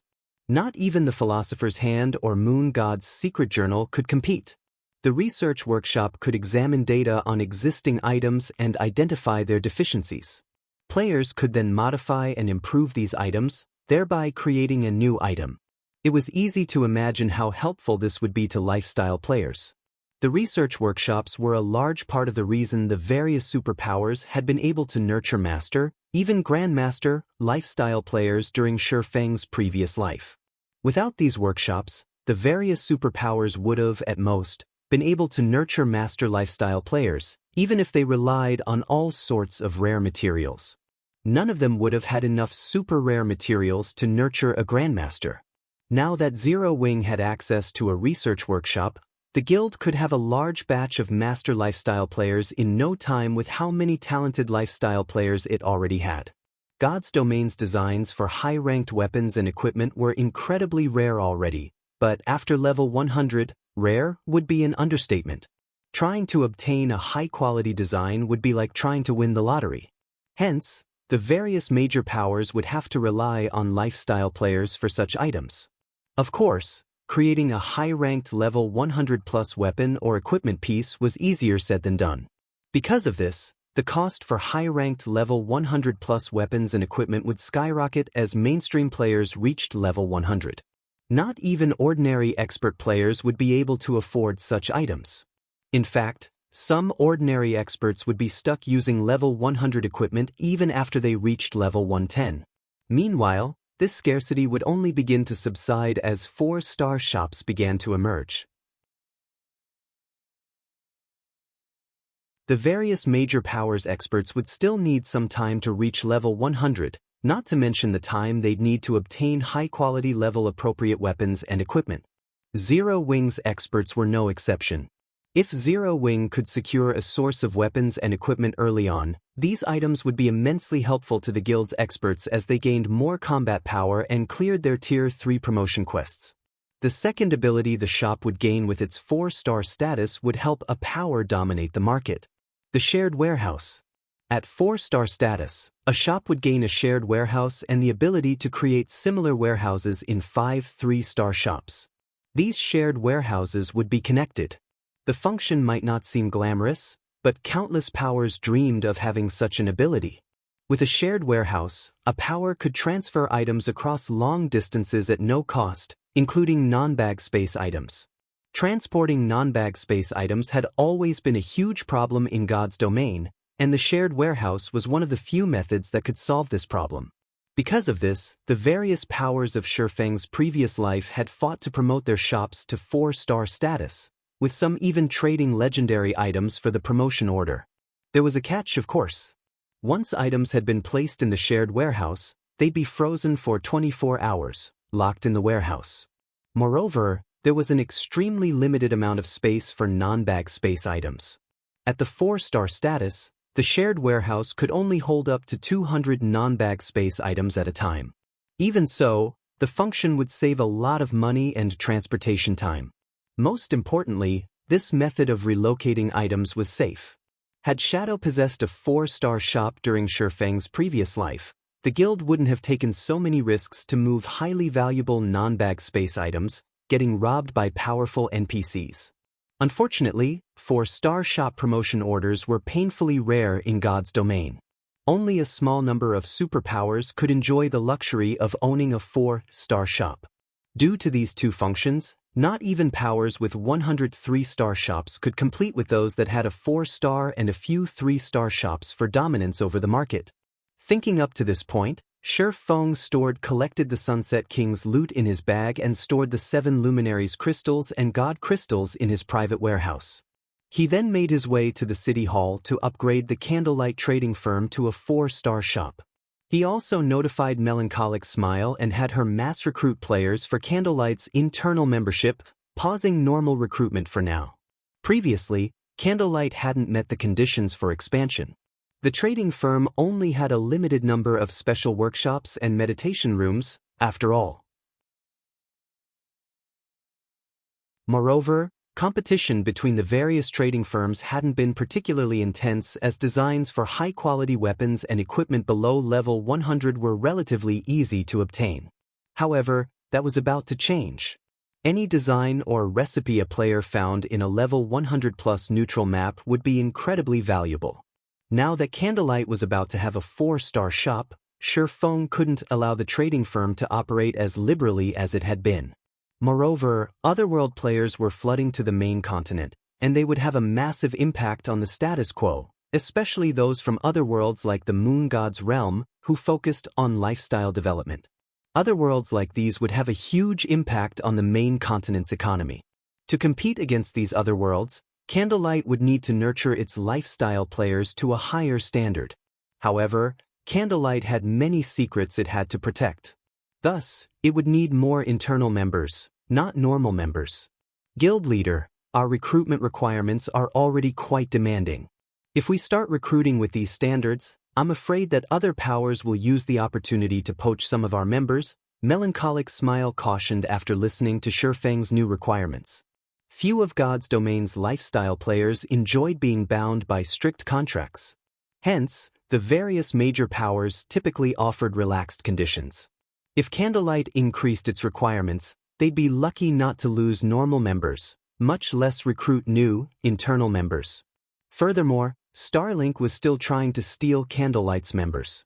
If they increased the trading firm's strict conditions, Candlelight would suffer for it. Relax. That is only true if they can steal our members, Shifeng said, chuckling. He then held up the 4-star shop promotion order to the display and continued, "What do you think this is? Is that a 4-star shop promotion order?" Melancholic Smile's eyes went wide with shock when she saw the black token. Guild leader, is that real? Many superpowers had upgraded their own shops to 3-star status by now, and as a result, Candlelight's advantages became less prominent by the day. As a result, Candlelight's advantages were continuously shrinking by the day. Now, the trading firm could only rely on its secret techniques to attract new members. If Candlelight had a 4-star shop, however, it would reclaim its lead over its competition. Of course, it's real, Shifeng said, chuckling. I'll leave the recruitment to you. We need to get this done as quickly as possible. All right, I'll make the announcement immediately. Melancholic Smile nodded. Melancholic Smile did as she promised, and news quickly spread that Candlelight was mass recruiting for internal members in the various kingdoms and empires. What's Candlelight trying to do? It's only recruiting internal members? Candlelight has become too arrogant after being named a sacred land for lifestyle players. Not only are its recruitment requirements so high, but all applicants must become internal members as well? Lifestyle players would be better off joining a different guild. They'd have more freedom than in Candlelight. Candlelight's latest recruitment announcement enraged many lifestyle players, and quite a few of them, who had intended to apply, promptly abandoned the idea. Meanwhile, 2 players radiating powerful life auras lounged in one of White River City's advanced restaurants. They were none other than the female druid and male guardian knight from the Moon God's Realm who had come to investigate Star Moon Kingdom's alchemical standards. Across from them sat a woman that fit the idea of a cool beauty to AT. She wore an intermediate master alchemist's insignia pinned to her chest. I didn't expect to find you here, Silent, but you won't have a future if you choose to continue developing in this kingdom. Zero Wing can't help you. Why don't you just join Dark Pursuit? With your standards, you're guaranteed to earn a high position in the guild, and you'll have access to plenty of resources, including resources Candlelight can't ever hope to offer, the female druid suggested, trying to persuade Silent Wonder. Memory is right. The main continent's alchemical resources are too scarce. Not even the superpowers here can compare to Dark Pursuit's alchemical resources, much less Zero Wing. Yen Shaoqian has already received a lot of support and resources from Dark Pursuit. Do you really want to lose the family competition to her? The male guardian knight asked. You know that you don't have much time left. I understand, but I need a little more time to think about it, Silent Wonder said hesitantly. Read latest chapters at Wuxia World. You, Silent, you can't keep putting this off. If you can't decide, I might as well have a talk with your guild leader. I don't mind showing him the difference between our strengths if he refuses to let you go, the female druid, Cold Memory, declared, raising a fist. I'll go with you. I doubt he'd dare waste more of Silent's time once he hears Dark Pursuit's name, the male guardian knight nodded. Elsewhere, Shifeng had arrived at White River City's City Hall. Closer. How may I be of service? The NPC beauty behind the VIP counter amicably asked Shifeng. I wish to upgrade the Candlelight Trading Firm to 4-star status. Here is the promotion order, Shifeng said as he handed the promotion order to the NPC.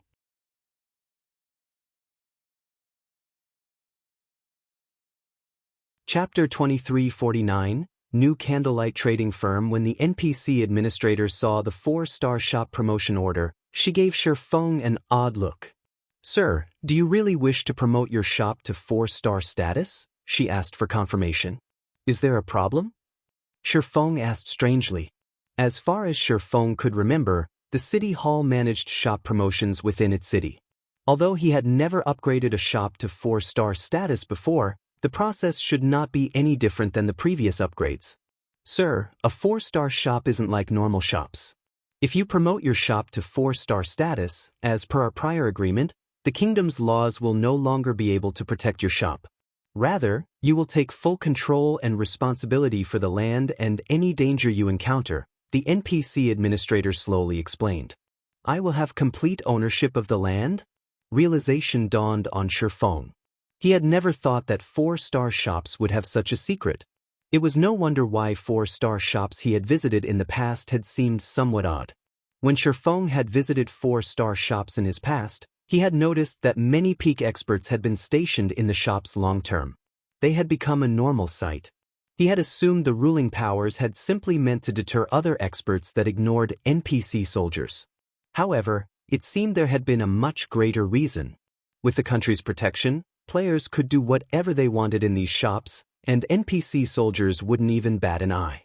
If they stole from the shop, they wouldn't have to worry about the NPC soldiers capturing and jailing them for a month, and the various large guilds' shops usually sold incredibly precious treasures. If players could steal these items without repercussions, they'd certainly try. If a power weren't strong enough to protect their products and 4-star shop, the shop they had gone to such great lengths to nurture would be crippled. Sir, do you still wish to promote your shop? The NPC administrator asked again. Yes, Shifeng decided. There was a lot of risk to upgrading a shop to 4-star status, but the risks were insignificant compared to the benefits. Now, all he had to do was to figure out how to improve the shop's security. The cost of rebuilding and expanding your territory will be calculated independently. Here are the reconstruction and expansion options. You may choose whichever you wish. If you are not satisfied with the results, you may reconstruct and expand again, the NPC administrator said, smiling as she handed Shifeng a list. How vicious! Shifeng was flabbergasted when he saw the stated prices. Reconstruction meant adding new floors to the shop. In this regard, he had 3 choices: 12 floors, 15 floors, and 21 floors. They would cost 20,000 gold, 40,000 gold, and 100,000 gold, respectively. The expansion cost was even more ruthless. Gaining 40% more land would cost 50,000 gold, while each additional 10% would cost 30,000 gold to a maximum of a 100% expansion. This was even more expensive than constructing a city. First-rate guilds would be considered quite wealthy if they had 50,000 gold in liquid funds, yet that was only a fraction of the cost for reconstructing and expanding the shop. Although Zero Wing had recently earned a lot of money, with around 170,000 gold in liquid funds, it couldn't afford to splurge on a 4-star shop. The guild still needed to pay the recruitment costs for 5,000 NPC knights, after all. Shifeng's hesitation didn't last long, however. After a moment, He chose the 21-story option and expanded the shop's land by 40%. Unlike 3-star shops, which had a fixed number of special workshops and meditation rooms, a 4-star shop with more floors could contain more special workshops and meditations rooms. For example, the 15-story version would only have 30 special workshops, while the 21-story building would have 50 special workshops. As for the basic meditation room, a 21-story shop would have as many as 12 in total, which would be more than enough to satisfy Candlelight's lifestyle players. In fact, it would be enough to allow Shi Feng to reserve one for himself. Unfortunately, the number of total floors wouldn't affect the number of research workshops the shop possessed. Even in the 21-story shop, the shop would only have a single research workshop. As for the additional land, that would only allow the shop to accommodate more players.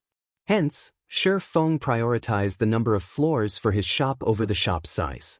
Alright, your bill comes to 155,000 gold, the NPC administrator said, flashing Shi Feng a bright smile.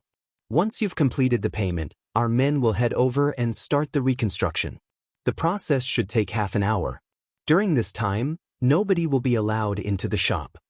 That won't be a problem, Shi Feng replied. His heart ached a little as he handed over the payment. He had just spent a ridiculous amount of money, but with a 4-star shop's abilities, he could likely earn it all back within the first week. Even during his previous life, research workshops had been one of the best tools to nurture lifestyle players. Since he still had some time before mainstream players reached level 100, the research workshop would be priceless. Meanwhile, after Shi Feng completed the payment, the NPC administrator handed him the deed to the Candlelight trading firm. Once the shop's reconstruction was complete, White River City's Candlelight trading firm would become Shi Feng's personal possession. He would then be responsible for the shop's security. With this task complete, Shi Feng left the city hall and returned to the Candlelight trading firm. He intended to spend some time planning the shop's security measures. However, halfway through his journey, Melancholic Smile called. Guild leader, 2 people are here to meet you. They've identified themselves as Dark Pursuit's representatives and say that they'd like to negotiate a partnership, Melancholic Smile excitedly reported. Any player that had spent time in the virtual gaming world knew about the guild known as Dark Pursuit. The Super Guild was famous for its focus on support classes. Although Dark Pursuit did not operate on the main continent, no power dared to underestimate it. If Candlelight could secure an alliance with the Super Guild, it could gain some serious advantages. Partnership? The news confused Shi Feng. He had never expected Dark Pursuit to seek cooperation with Zero Wing. I understand. Have them head to the Candlelight trading firm. I'll be there in a moment. Following which, Shi Feng picked up his pace and hurried toward the Candlelight trading firm. Meanwhile, chaos filled the street outside of the Candlelight trading firm. As soon as Shi Feng had paid for the promotion, every player that had been in the shop had been teleported to the street outside. The abrupt interruption had left the shoppers and Candlelight members stunned. What's going on? Why was I forced out of the shop? Crap, I wasn't done shopping. What is Candlelight trying to do? Does it want our business or not? The customers that had been teleported out of the shop flew into a rage. He requested us to meet him here, yet closed the shop? Is Zero Wing's guild leader toying with us? Cold Memory, who had just arrived, snarled. Her investigation into Zero Wing's Candlelight trading firm had been quite thorough. The lifestyle players that worked for the trading firm had excellent standards. Candlelight even had 3 basic meditation rooms, which were incredibly helpful to lifestyle players. However, it was still significantly weaker than Dark Pursuit. Dark Pursuit had basic meditation rooms, but it also had intermediate meditation rooms. Naturally, the intermediate meditation rooms were more effective than the basic version and could greatly improve a lifestyle player's production success rates. Since the guild's elders supported Yan Xiaoqian, Silent Wonder's opponent in the upcoming competition, they allowed her to use the intermediate meditation room for up to 3 hours per day. Because of this, her development speed was astonishing. Read latest chapters at Wuxia World. EU, I am familiar with Guild Leader Black Flame's general disposition. He wouldn't play such an underhanded trick. I suspect he's ordered impromptu renovations for the shop. Let's just wait for a bit, Silent Wonder said. Renovations? Is it necessary to cause such a scene just for a simple renovation? Cold Memory muttered disdainfully. The various powers did renovate their shops from time to time to attract more customers, but no matter how many renovations they did, they'd, at most, change the interior design. Not long after Cold Memory's comment, the magic barrier enveloping the candlelight trading firm dissipated. As it did, it revealed a 100-meter-tall building. The nearby player-owned shops, which were only 4 or 5 stories tall, and the NPC shops, which were about a dozen stories tall, looked like children next to the upgraded candlelight trading firm.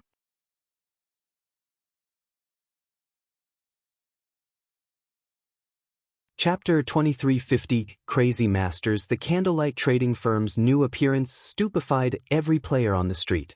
Thundersk massive. What did Zero Wing do? They were overcome with shock as they gazed up at the humongous candlelight trading firm.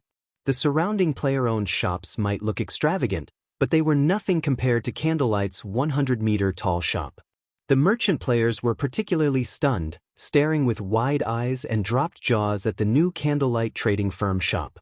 Ordinary players didn't usually understand God's Domain's rules regarding its shops, but merchant players like them were very familiar with these rules and regulations. Shop construction in NPC cities was heavily regulated. Players couldn't simply build as many floors as they wanted. For example, a 3-star shop could only have up to 9 floors. And yet, the candlelight trading firm in White River City now had 21 floors. Not only could a shop display more merchandise with more floors, but it could also house more lifestyle players. An ordinary shop's environment couldn't compare to that of the various subclasses associations, but once it reached 3-star status, a shop would offer better advanced workshops than the subclass associations. This was one of the factors that attracted so many lifestyle players to White River City's candlelight trading firm. Moreover, there wasn't a limit to how many advanced workshops a 3-star shop could have as long as it had enough space for all of them. What's going on? How can a player-owned shop in an NPC city have 21 floors? Cold Memory stared at the candlelight trading firm in shock. When she had investigated the main continent's shops, the largest she had seen had only been 9 stories tall, yet the candlelight trading firm before her had more than double that. It also occupied more land than other 3-star shops. Did he promote the candlelight trading firm? South Dream, the male guardian knight, murmured as he considered a possibility. However, he couldn't be certain about the idea. I'm pretty sure he promoted it to 4-star status. It wouldn't have transformed so massively otherwise. Silent Wonder nodded. Although she seemed calm, she was just as surprised as her 2 companions. Promoting a shop was an incredibly difficult task, especially after it had reached 3-star status. Even at this stage of the game, very few superpowers had 3-star shops. However, it seemed that the candlelight trading firm now has a 4-star shop, which would give it major advantages. It seems Zero Wing is quite capable after all, but so what if it has a 4-star shop? Cold Memory said, clicking her tongue. Haughtily, she continued, Dark Pursuit has already captured an ancient civilization's town and owns an intermediate meditation room, which no one on the main continent has acquired. How could a shop compare to a town? Ancient civilizations had greater technology than what could be found in the current kingdoms and empires, and Dark Pursuit had secured an ancient civilization's town that specialized in lifestyle development in the moon god's realm. The technology in that town easily surpasses any within a mere shop. Moreover, as the town developed, the guild would unlock more advantages. The shop's open now. Let's head inside, Silent Wonder said. Silent Wonder didn't try to argue with Cold Memory. The woman had already shown her proof, and she had to admit that the moon god's realm's lifestyle standards were far beyond that of the main continent. Moreover, Dark Pursuit's alchemical techniques were just as impressive as Zero Wing's. Hence, Cold Memory qualified to be so arrogant. Meanwhile, Melancholic Smile had been waiting before the candlelight's entrance for quite some time. When she saw Silent Wonder's group approach, she led them inside, earning the surrounding players' envy and admiration. Everyone was curious about the candlelight trading firm's promotion, and they all wanted to inspect the new changes for themselves, especially the lifestyle players who had come to join the trading firm. However, non-members weren't allowed to enter the shop at the moment. They had to wait outside, which was why they jealously watched Cold Memory and South Dream, both outsiders, enter the shop. As they entered the building, Silent Wonder, Cold Memory, and South Dream were shocked by what they saw. When they entered the shop, they felt as if they had just stepped into an entirely different world. Not only was the shop's interior far more magnificent and brilliant than it had been earlier, but its mana density was twice as high as well. They felt incredibly calm and clear-headed as they stood in the doorway. As Cold Memory and South Dream followed Melancholic Smile to the candlelight trading firm's top floor, what they saw on the various floors rendered them speechless. There were now more than 40 special workshops and as many as 12 basic meditation rooms. It was enough to rival the number in the ancient civilization's town. Fortunately for them, Candlelight didn't seem to have an intermediate meditation room, which meant Cold Memory and South Dream still had a chance of dragging Silent Wonder into Dark Pursuit. Melancholic Smile quickly led Silent Wonder and her companions to the top floor. As the group was about to enter the top floor reception room, Cold Memory and South Dream noticed a commotion at the end of the corridor. A group of players crowded before a door made of magic crystals, looking in with ecstatic expressions. To Cold Memory and South Dream, those players looked like a pack of wolves that hadn't eaten for several days. What astonished the two outsiders, however, was the fact that every one of those players wore the insignia of a lifestyle master. Sister Melancholic, can I use the research workshop for a moment? I promise I'll be quick. Melancholic, we're all core members and just a step away from reaching intermediate master rank. I'll even hand over all of my GCPs to use the research workshop for 3 days. Crap, you want 3 days? I'd be satisfied to use it for 1 day. Every one of these master lifestyle players gave Melancholic Smile desperate, passionate looks. Afraid that she'd reject their requests, they offered everything they had to convince her. Have these people gone insane? When Cold Memory saw the master lifestyle players' behavior, her worldview shifted. Even in the various superpowers, master lifestyle players enjoyed VIP treatment, yet these candlelight masters were begging Melancholic Smile just to enter a room, the research workshop. Her guild's master lifestyle players would call her crazy if she told them about this. Even the intermediate meditation room was only slightly helpful to master lifestyle players. It wasn't such a treasure that players would beg and bribe to use it.